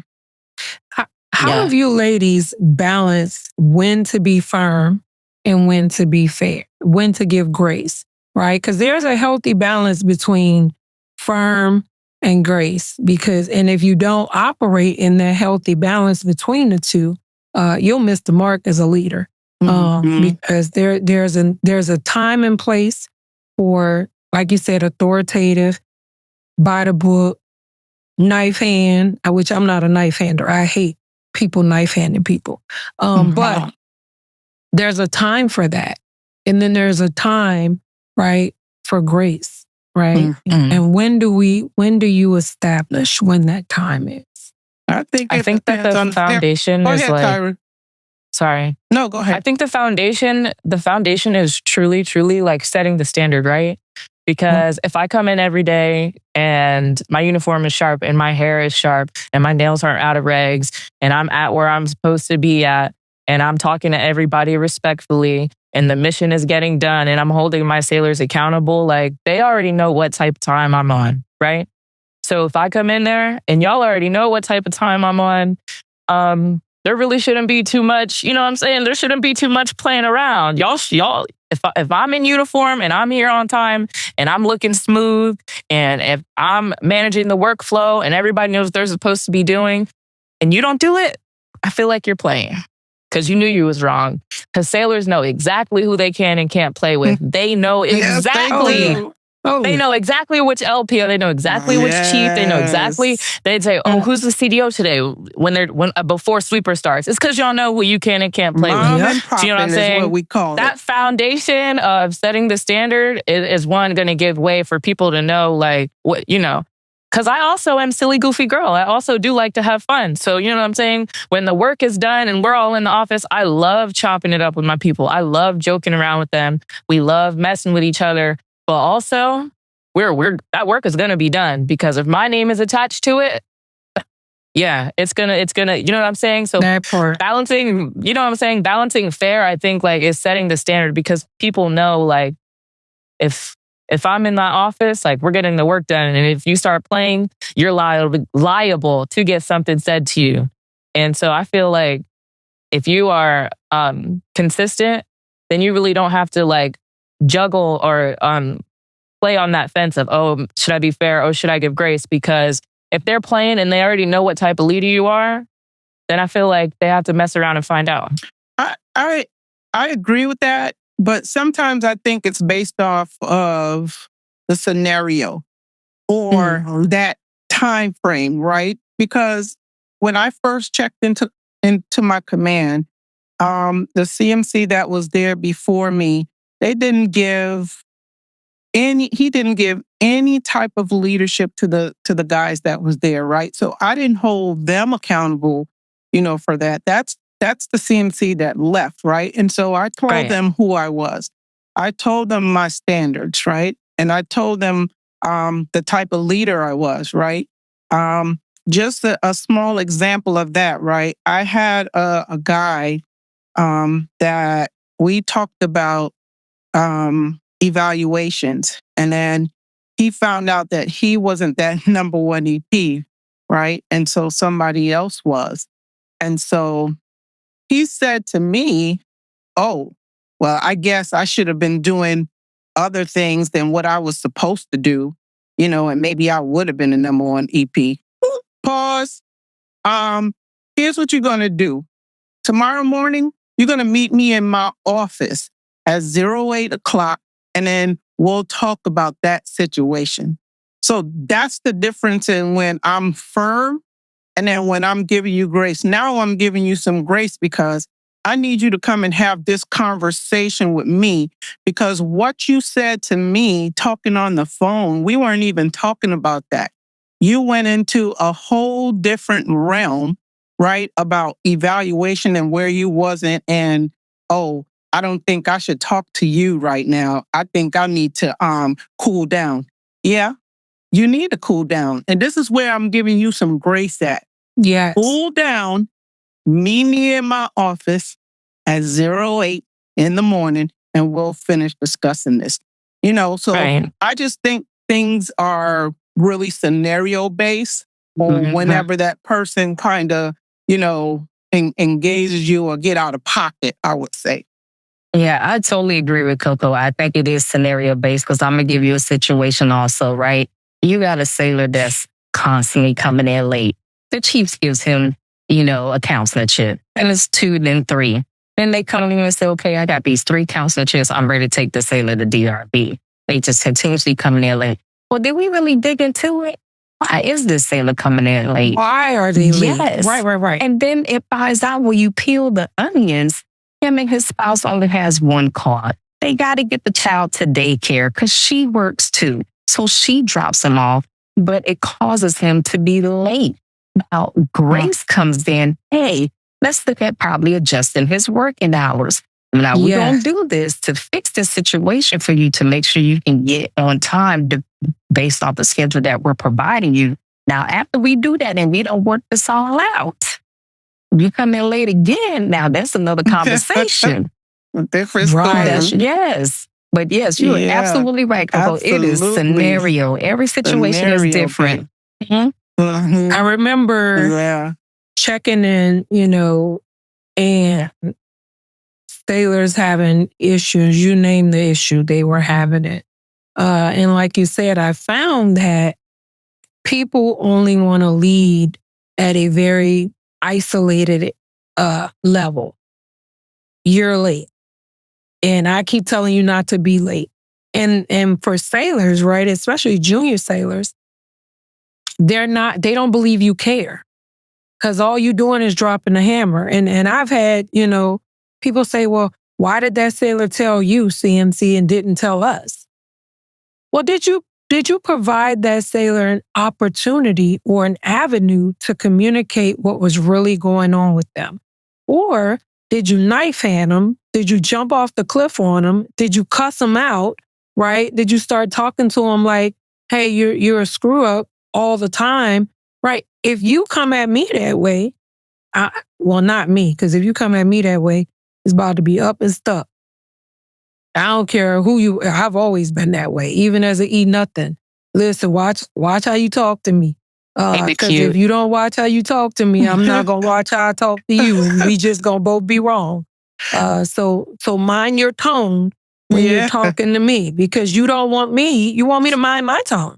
So I need you to mind your tone when you're talking to me, especially absolutely. If I'm not wrong. I don't play with. Now, if I'm wrong, right? Because I've taken some butt chewings before, being that I was wrong, right? And even when I'm taking the chewings, still mind your tone when you're talking to me. There's certain words you're just not going to use in a conversation with me, because I reserve the right to exit stage right. You're going to have to put me on report, because I'm not going to stand here and be berated by you for no reason. Like, you ain't even giving me an opportunity. You asked me a question and then you cussing me out after the question. Well, did you want me to answer it? Or were the questions just a part of the dialogue? Like, I don't understand what's going on. And sometimes sailors find themselves in that equation too. Like, you jumping off the deep end and then you're saying, why didn't you tell me? Well, how about this, leader? Why didn't you ask? Why didn't you listen? Didn't you lead with, hey, you've been late numerous times this week, right? Working hours are from this time to this time. Is there something going on, right, that is preventing you from being able to be here on time, shipmate? And what is that, right? Because if there's nothing preventing you from being here on time, this about to be up, right? And the sailor has an opportunity to say, like you said, hey, my wife, doesn't use the vehicle, or whatever the case may be. I had a sailor one time that was being, I call it, mishandled by leadership. The sailor was having issues, but the sailor had pre-existing trauma, like we talked about early in the conversation, that came before that sailor ever came in the military. And what the chiefs and the first classes didn't take time to learn was that that sailor was brought up in an environment where they were abused. And they never learned how to properly cope as people because of this abuse. And so no one wanted to take the time. We just instantly believe that junior sailors are supposed to just know what to do. Like, boot camp teaches them everything.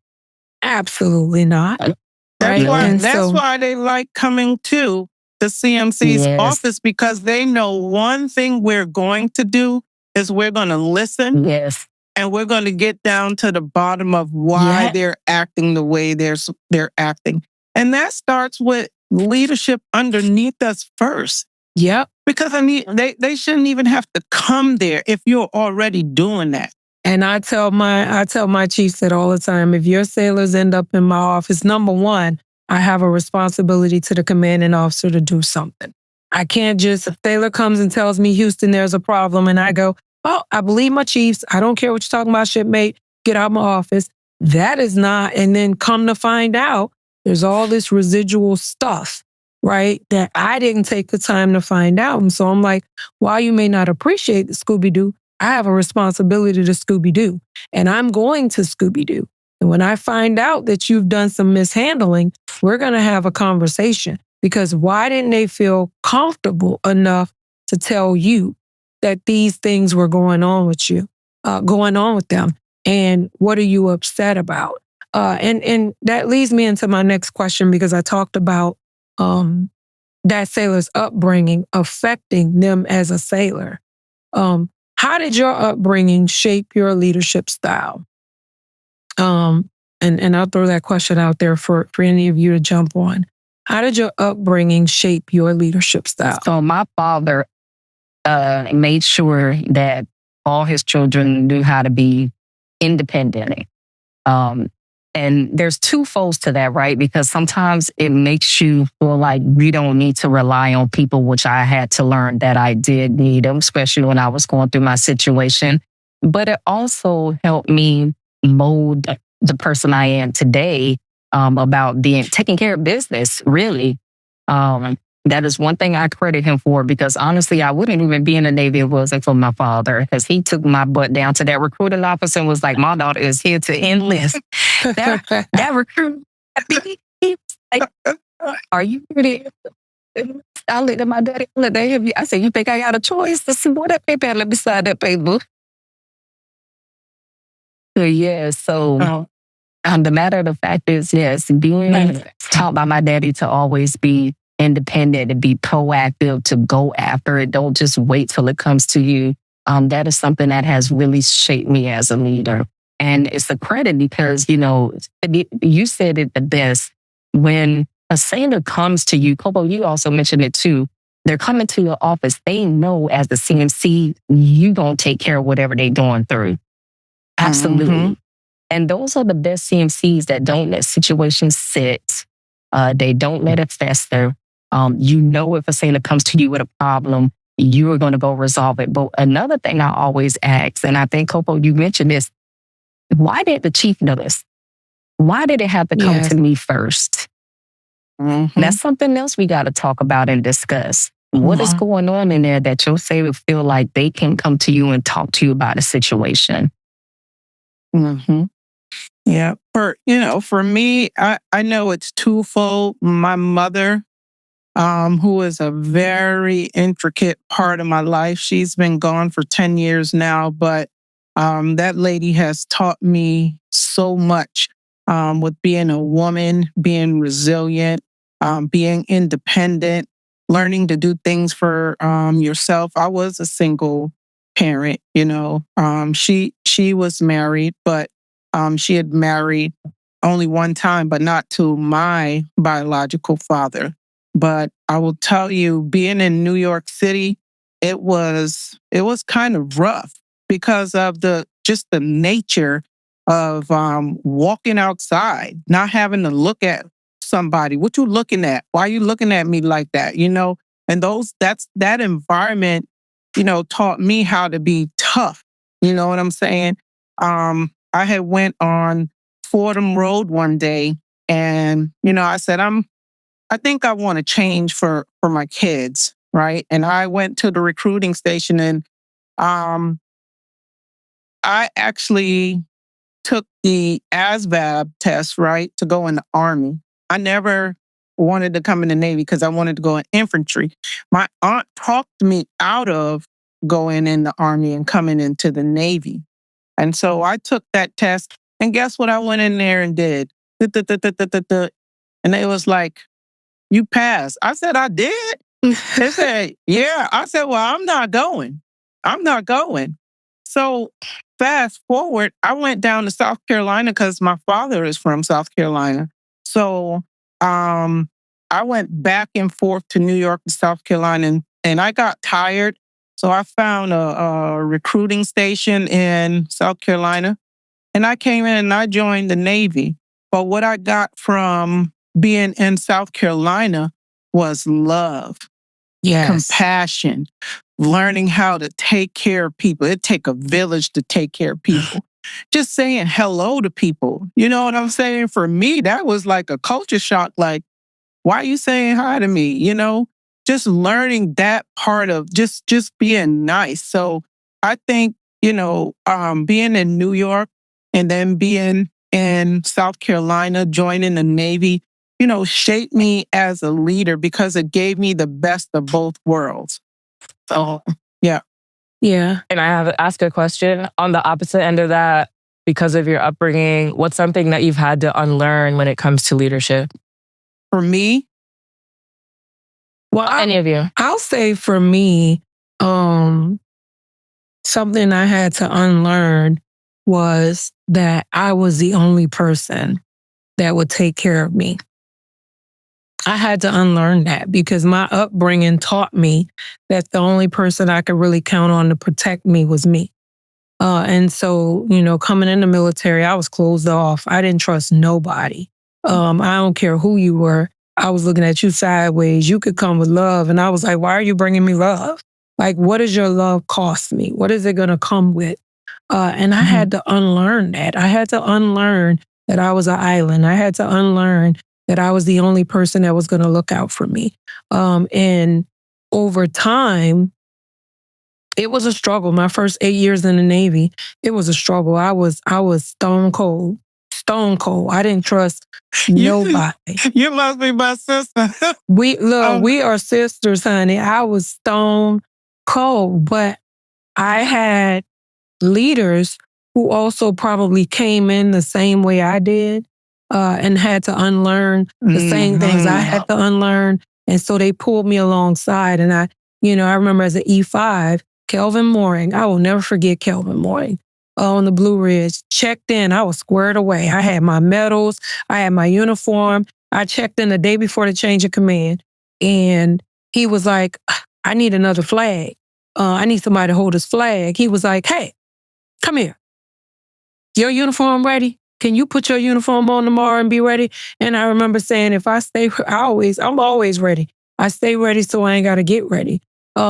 And I remember a couple weeks after that, him, pouring into my cup and saying, hey, you trust me as a leader? I'm like, absolutely not. I don't trust nobody. And he said, well, listen, you're not going to make it in the Navy if you don't trust somebody. Right? So he said, I'm going to give you somebody that you can trust.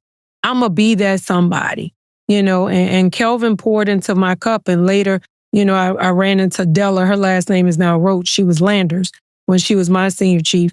And then Tangela, her last name now, oh my God, why am I forgetting Tangela Chu? Her name was Chauncey when I ran into her. And these three people on board that ship on the Blue Ridge poured into me, right? And they never gave me a reason not to trust. And in 3 years and 6 months, I went from an E5. I walked off that ship as a chief petty officer because I took the time to take them at their word, even though I was terrified of trusting them. I was terrified of allowing myself to be vulnerable. I went through a divorce in those 3 years and 6 months.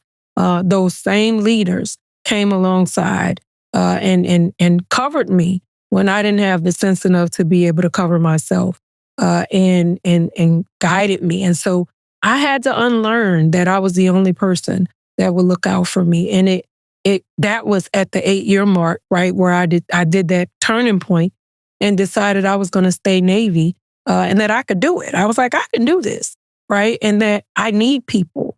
And so while I'm still cautious about trusting people, I have learned that this thing called discernment. And when people make me feel some kind of way, my spidey senses go to tingling. I'm like, okay, I can't fool with you like that, right? And I don't give people 2, 3, 5, 16 chances to prove me right. Once you prove me right, you're out of there. But I remember those 3 leaders, and I will mention them forever. And it'll probably be at my retirement ceremony. I'll be still mentioning them because they taught me that I could trust leadership, and that along this path, you're going to need somebody and you got to find somebody. And I became who I needed over time. After I encountered them, I was like, I got to be that, right? I got to be that person that somebody can come to and share their earth-shattering moments. And I not gossip about it. I not go tell somebody else. I cover them, right? Instead of critiquing them. And I be their safe place, just as those leaders were my safe place. And there's many more leaders. My first LPO was Andrea Rogers. She retired as a chief. And she taught me to love, right? She taught me that it was okay as a leader to be there for my subordinates. Because I was a single mom. I came in the Navy with a 1-year-old, right? Still trying to figure it out. And Andrea helped me. When I didn't know how to get childcare, she took me to get childcare. When I had to stand watch and I didn't know how I was going to figure it out because I didn't have childcare at the time, my LPO kept my kid, right? Some people may consider that fraternization, but me and Andrea lockstep to this day because she took the time to care about, I needed her, right? As her sailor, I needed her and she showed up. She gave me resources, but until I got those resources, somebody had to help me. I still had to go to watch. And Andrea stepped in and said, I got it. Don't worry about it because I need your butt on that watch for it. And at the time, I was like, I can't leave my baby with this girl. I don't know her from a hill of got doggone beans. And my children are my most prized possession. But I had to trust somebody. I had to. Otherwise, I was going to be going home, right? And so there's more and more and more leaders that I could call out by name. But those 4 people will forever be etched into the fabric of who I am as a leader. And they taught me to unlearn some stuff. And I was like, man, I want to be like them, right? I want to do for others what these people did for me because I know how it made me feel and I know how impactful that was to me in my career. So Tyra, those are some things I had to learn. Mine is very simple, honey. I will tell you, I just had to unlearn that I could not tell people what I wanted to tell them because it came up in my head.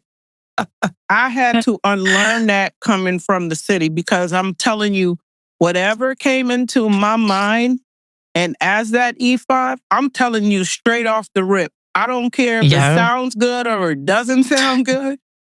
I had to unlearn that as I grew up in the ranks. You can't just say to people what you want to say because it come in your head. Like I would tell people, man, F you, or, something like that. No, that's not how we want to be professionally. So I had to unlearn that. Stop, process, and think before you open your mouth to tell people something. That was something that I had to unlearn. I'm going to tell you what I had to unlearn because my father was so strict on us. Loved him, but he expected perfection and you could not fail. So I had to unlearn that it is okay to fail.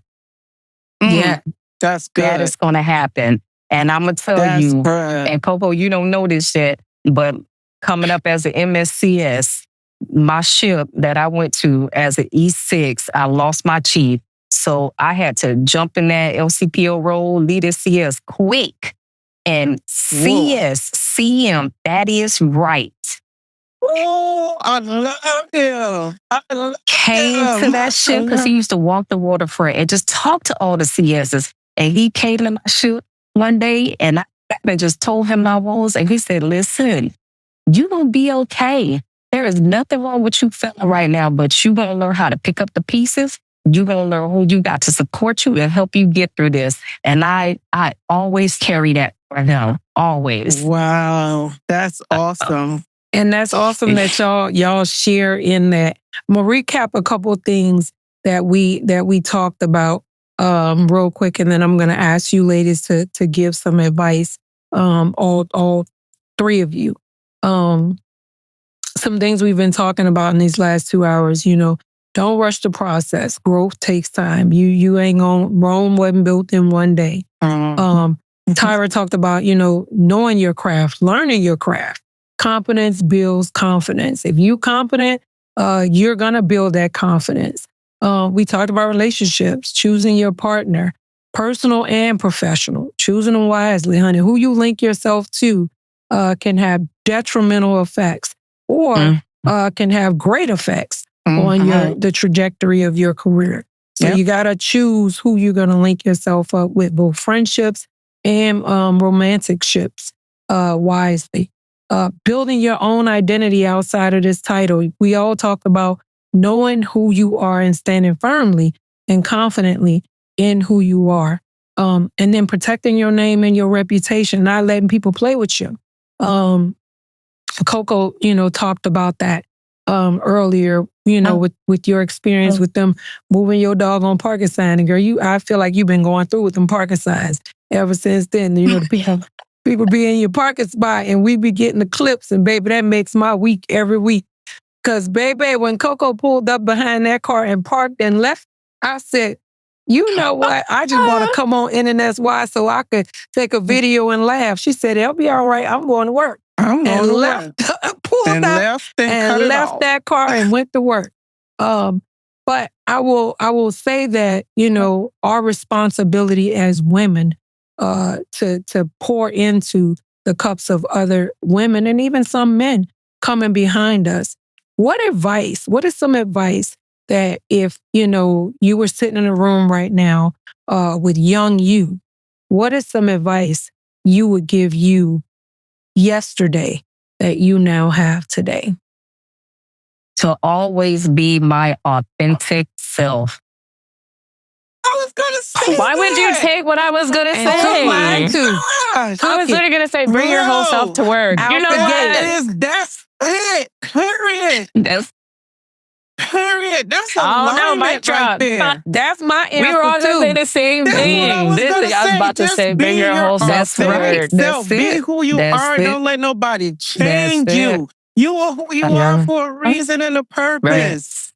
Because the uniform will come off one day. Yes. That's listen, that's my answer too. Clock it. Clock it. That's my answer too, baby.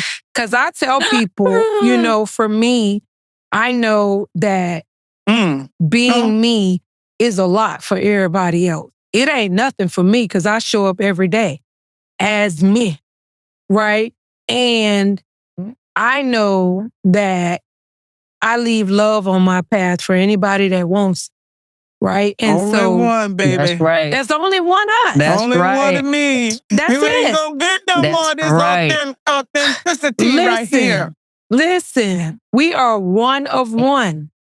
And when you realize that you are one of one, there is no more you. It gives you the permission on the inside to show up as you. And I tell people, Kita's going to show up as Kita. You'll adjust. Because I ain't adjusting to you, baby. You'll adjust. I'm going to show up as me. Come get this love, baby. Because this all me. Listen. 100%. So, in trying to wrap it up here soon, I ain't rushing us, but I'm gonna get to some of the things that people want to know from the Command Master Chief perspective.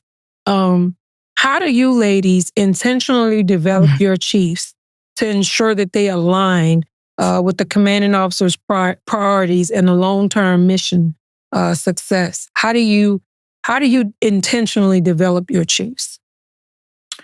Well, you know, for me, I always say that when the command is on a mission, they always look for the chiefs to be intricate into everything, right? I always look at the body as the CO, the XO, the admiral. They're the head of the group, right? The chiefs, we're the body, right? Yeah. And we're always going to be the body because we work down with the sailors and we know the things that are going on a day-to-day basis, right? But then the sailors are the arms and the legs and the feet. And we get them to moving and doing those things, right? And so the command wants us to be able to execute and do these things without them having to even ask us to do that. And when I tell my chiefs that, like, hey, I don't need the CO or the XO to tell me, to tell the chiefs what to do. You already know what to do. So those are the things that we have to do, you know what I'm saying, to complete the mission. But at the same time, to develop you, I need to know what you need from me so that I can help you, because my motto is to closed mouth don't get fed. Ain't that the truth? I cannot help you if you don't tell me what you need. But at the same time, I want you to be better than me. I don't want you to be like me. Be better than me. But if I can give you those tools and those things that you need, please do it. I send those guys to school. If they want to go to school right now, there's no reason why I can't send you to school. Because there's somebody in your that can't be in your position. Well, guess what? They're going to learn how to do your job while you're gone. And then that'll give them that experience. But just developing them for the things that they need on a day-to-day basis, I'm all for it. Because if we don't do that and we don't help them, then there's no way that they'll be able to do all those things for themselves. So I concur with Coco, and she is absolutely right. Just developing them, training them. You know, there's a lot of times that you just have to sit down and just have a candid conversation and talk to them and make sure they understand. Yes, they are the body, and we have a role and a mission that we have to accomplish and do. And sometimes you just have to put that in perspective for them. And my miss, I'm gonna tell y'all, I have 6 first years, 7 second years. That is 13 and a mess with 27 chiefs. That's about my balance. Yes. I got 65. Take you through that, take you through there. Listen.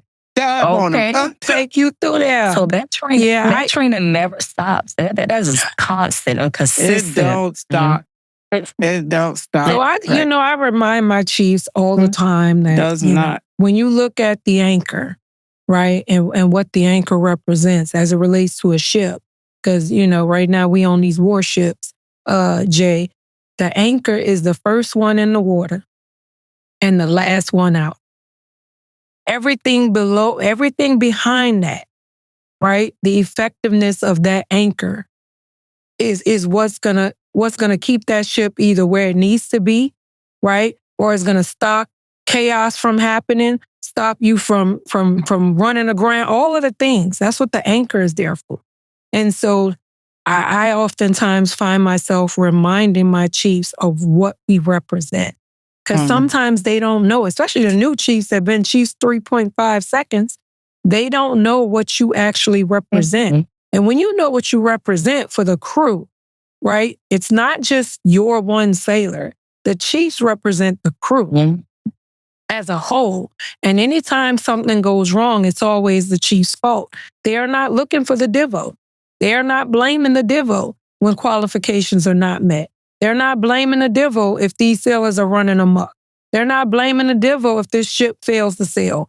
They're looking at what is your mess comprised, right? If you can't meet 80-10 requirements, what is your training plan for your decade team, which is comprised, right, mostly of chiefs and first classes?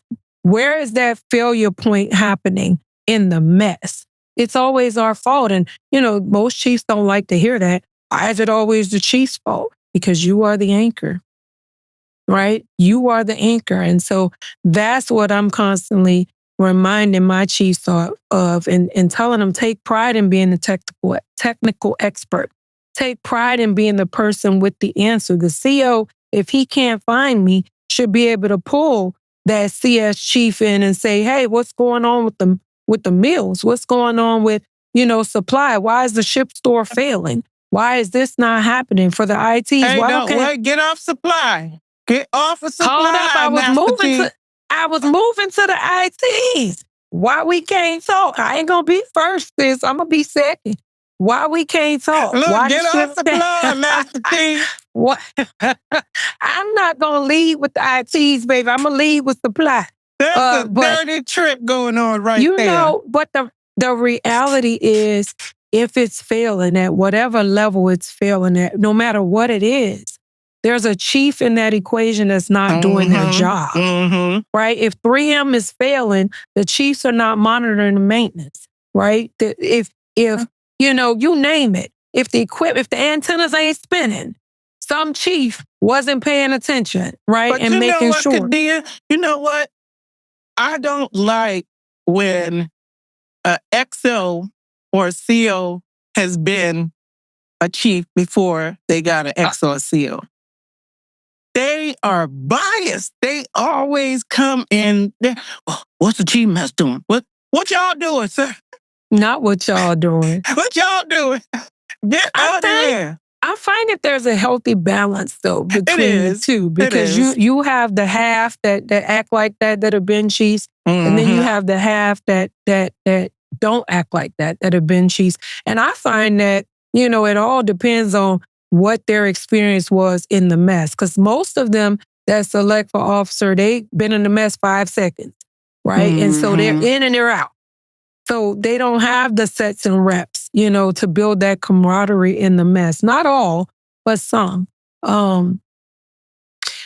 So when it comes to y'all names, right? When it comes to your name, when it comes up in a room that you are not in, and this question is for every single one of you, what do you want them to say about you as a woman, as a leader, and as a mother? We'll start with Tyra. Let's start with Tyra. Okay. As a leader, I think that I want to always make people feel seen and heard. And now also that mission was getting done, and it was getting done the right way. And I was thorough. And as a mom, I want everyone to know that I love my babies more than anything. And if anything happens to them, I'm coming. Period. And I'll smile at them, and I'll smile at a mugshot. And I think that's it. Like, everything I do is for them. I hope that they know that. I hope everyone in my orbit knows that. And that I was a hard worker and that I treated everybody with dignity and respect. That's it. Jay? That's it. For me, as a leader, I think that every sailor feels like I have always made them a part of the team, because you need every single last one of them. The ship can't move without engineers. We can't eat without supply. Our weapon systems don't work without the weapons department. Everyone has a role and a place, and all sailors want to feel that they are needed and they are making a difference. And if people can say that about me, then I did my job. Period. Yep. As a mother, no matter what I was going through, my baby knew that if she needed me, I will be there, or I will make sure somebody was there. I always made sure she was taken care of, even during the times that I was busy. But she knew that I loved her and I always supported her. So those are my two. For me, I would say that I would want somebody to say that I was fair, I cared, and I left the command better than when I first got it. That's what I would want them to say, because we will never get something the way that we want it. But as long as I left it better than what I got it, that's what I would want somebody to say when I'm in the room. And for me, my boys are my world. The people know that already. So I treat people just like they're my children. Because the love and compassion I have for them, I want them to feel that too, because they are a human being and I treat them with dignity and respect, and I cared for them just as if they were my own. That's what I would say. For me, I will say, as a woman, I would want people to say there was a healthy balance to her softness and her strength. As a woman, she knew how to be soft when she needed to be soft, and she knew how to be strong when she needed to be strong. And my soft side is shown in how I carry myself as a woman, how I show up. You know what I'm saying? I love to smell good. I love to look good. And I feel like I would want people to mention that as a leader, that I was competent, that I was a competent leader. I don't profess to know everything, but I know a little bit about a lot of things, and I know how to manage what I know, and I know how to glean from others and network and know who to contact in the event I need to call somebody. Call in the cavalry. I know who the cavalry is. I'm not leading in a vacuum. I'm outsourcing. I'm listening. I'm paying attention. I'm reading books, and I'm getting mentorship from other people that are walking my path. So I would want people to know, would want people to say she was competent. And then as a mother, I want people to see that I was able to balance both motherhood and leadership effectively. Because when you talk to my children, you ain't gonna see mine on a couch. You know what I'm saying? Needing to pour out their heart to a therapist because I was a present mom. Even though I've served for 27 years, they know that they are my number one priority and they always have been. And I've never been detached from my children. I've never left them anywhere, mainly because I was always afraid to leave them somewhere. But, I want people to say she was a great woman. She was a competent leader and she was an amazing mother. If those words had to be shared as it relates to me. So I will say, in closing, if we're doing it right, if we're not just executing a mission, if we're building leaders, if we're strengthening our families, and we're leaving the force better than we found it, as Coco said, we're meeting the mark, ladies. And what people don't realize is even in doing all of that, it's a challenge. It's a challenge for us to show up every single day and give 150% to whatever it is. Coco is recovering right now, and she's sitting there with a work laptop, checking emails from a back country. She don't have to. That's the reality. Choosing to be excellent is a choice because being a dirtbag is common. I assure you, there are leaders that don't care that much. And then, Jay being gone 11 months and counting because she's still out there. You know what I'm saying? 11 months and counting. And still showing up with a smile, still showing up vibrant, still taking the time, right? Because when I called her, I knew where she was when I reached out to her. But her being able to say, if I get an opportunity to pour in somebody's cup, I'll figure out how to get in. Just send me the details. And I want that moment. And then for Tyra, all of the things that you've been through, I watched you. I've watched you grow from a third class, right? Still trying to figure it out, and with no kids, right? To a wife, to a mother, to a leader, right? That's still growing, but you're growing beautifully, right? And while you may figure sometimes that you're coming up short, you are not, right? And you're being an example. You're being an inspiration. You're still showing up through all the difficult moments that you've had, through the criticism. You're still showing up.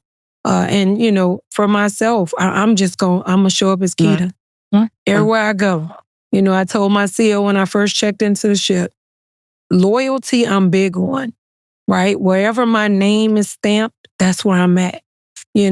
I remember Coco reaching out to me, hey, I got to play. She don't know. I was so honored to be considered, right? All the people to get that reach out and say, hey, I would like for you to show up and support me. That was huge for me, right? To be able to do that and to even be considered someone that you wanted in the audience to share in that moment. That was big for me. From Tyra reaching out to me, asking me, to have conversations with her as she was going through her moments. And then watching Jay be Jay, like the jewels that you women are that a lot of people don't get to see on a day-to-day basis, right? I wish we could talk every day in front of the Navy, but I thank you ladies so much for taking the time to pour into the cups of sailors worldwide that are going to get to watch this moment and get to hear real talk. Because we ain't give them no cliff notes today. We gave them real talk. They got that personal right? We talk. gave them, listen, I know, right? real nuggets. And if I hope can that say they see. something, Kedia, Go ahead. Tyra, I just want to say to you, be who you are. Do not feel guilty for anything that you have to do regarding your sailors or whether it be your personal life with your family. We up here sometimes think that we are not human. Everybody is human. Yeah. Everybody has something going on in their life and they're going to need help from someone. show up as who you are, be who you are, and continue to be resilient. And you don't have to hide from anybody or feel guilty about anything. You are who you are. God made you for a reason, and walk in the authority of the person that you are. That's it. That's what I want to leave with you. And I want to say something too. And I will tell you, Tyra was so excited to get this moment with us. This made her day, y'all, and it made my day that she would even want to come and sit with us on today. And Kedia, I want to say something to you I also. I appreciate you too. Oh, go ahead. Well, you're good. I'm going to tell you something. You absolutely keep being you. There are times I've been out here and it has not been the best day because of a situation we have went through. And I will go to your page because I know you're going to post something that's going to crack me up and lift my spirits up, give me the work to be.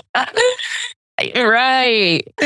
You don't even realize what you do for people on this daily, you know? And that's just you being your authentic self, but you uplift so many people. So thank you.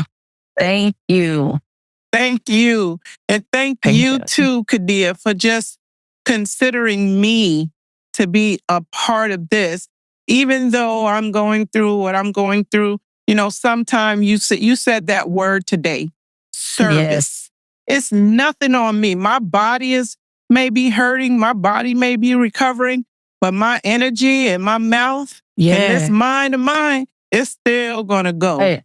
And I really appreciate you for thinking about me and considering me to be a part of this podcast to share my experiences and stuff with those who will be listening to this. I appreciate all of you ladies. And remember one thing, you're beautiful. Oh, that's it. Clock it. I don't know why I like saying that, but I do. Nailed it.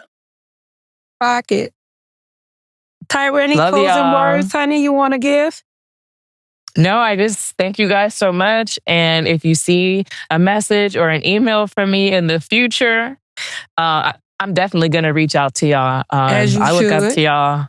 And I'm really glad I got to meet both of you. So just expect to see a message or email from me sometime soon because it's coming. Come on. Pleasure is mine. Come on. Absolutely. All right, ladies. Well, we're going to sign out. Thank you so much for spending time with me. I really appreciate it. Thank you. Coco, I'm going to message you. And thank you to Damo and the team, Aaron. Right. Thank you all, Damon. Thank y'all for allowing us to have this platform and to have this opportunity to pour from our cup because it was their idea. Thank you so thank much. you all for allowing us to be able to do that on Permission to Speak Freely. And I tell you, we spoke freely today. Oh, and lastly, I'm going to tell y'all something that they didn't put out very much, but I am the first female CMC at the Norfolk Naval Shipyard. As a woman that ever has sat in the chair for 30 years. Clock as it. a woman. Come on. Clock it. Take your victories as they come. Yes. Period. Yes. And we are so proud that you represented us, sis, because guess what? You representing. Period. Period.com. Clock it. Everybody going to be around here clocking it now. All right, ladies. Well, and sis, if you need anything from us, please email the group, right? While you're out there protecting our freedoms. If you need something, I don't care what it is. It can be a piece of bubble gum. I'll send you 79 packs. I promise you I will. Let us know what you need. I will. We're here for you. And I appreciate y'all. Thank you so much. Yep. Take care, guys. All right, ladies. Bye. Bye.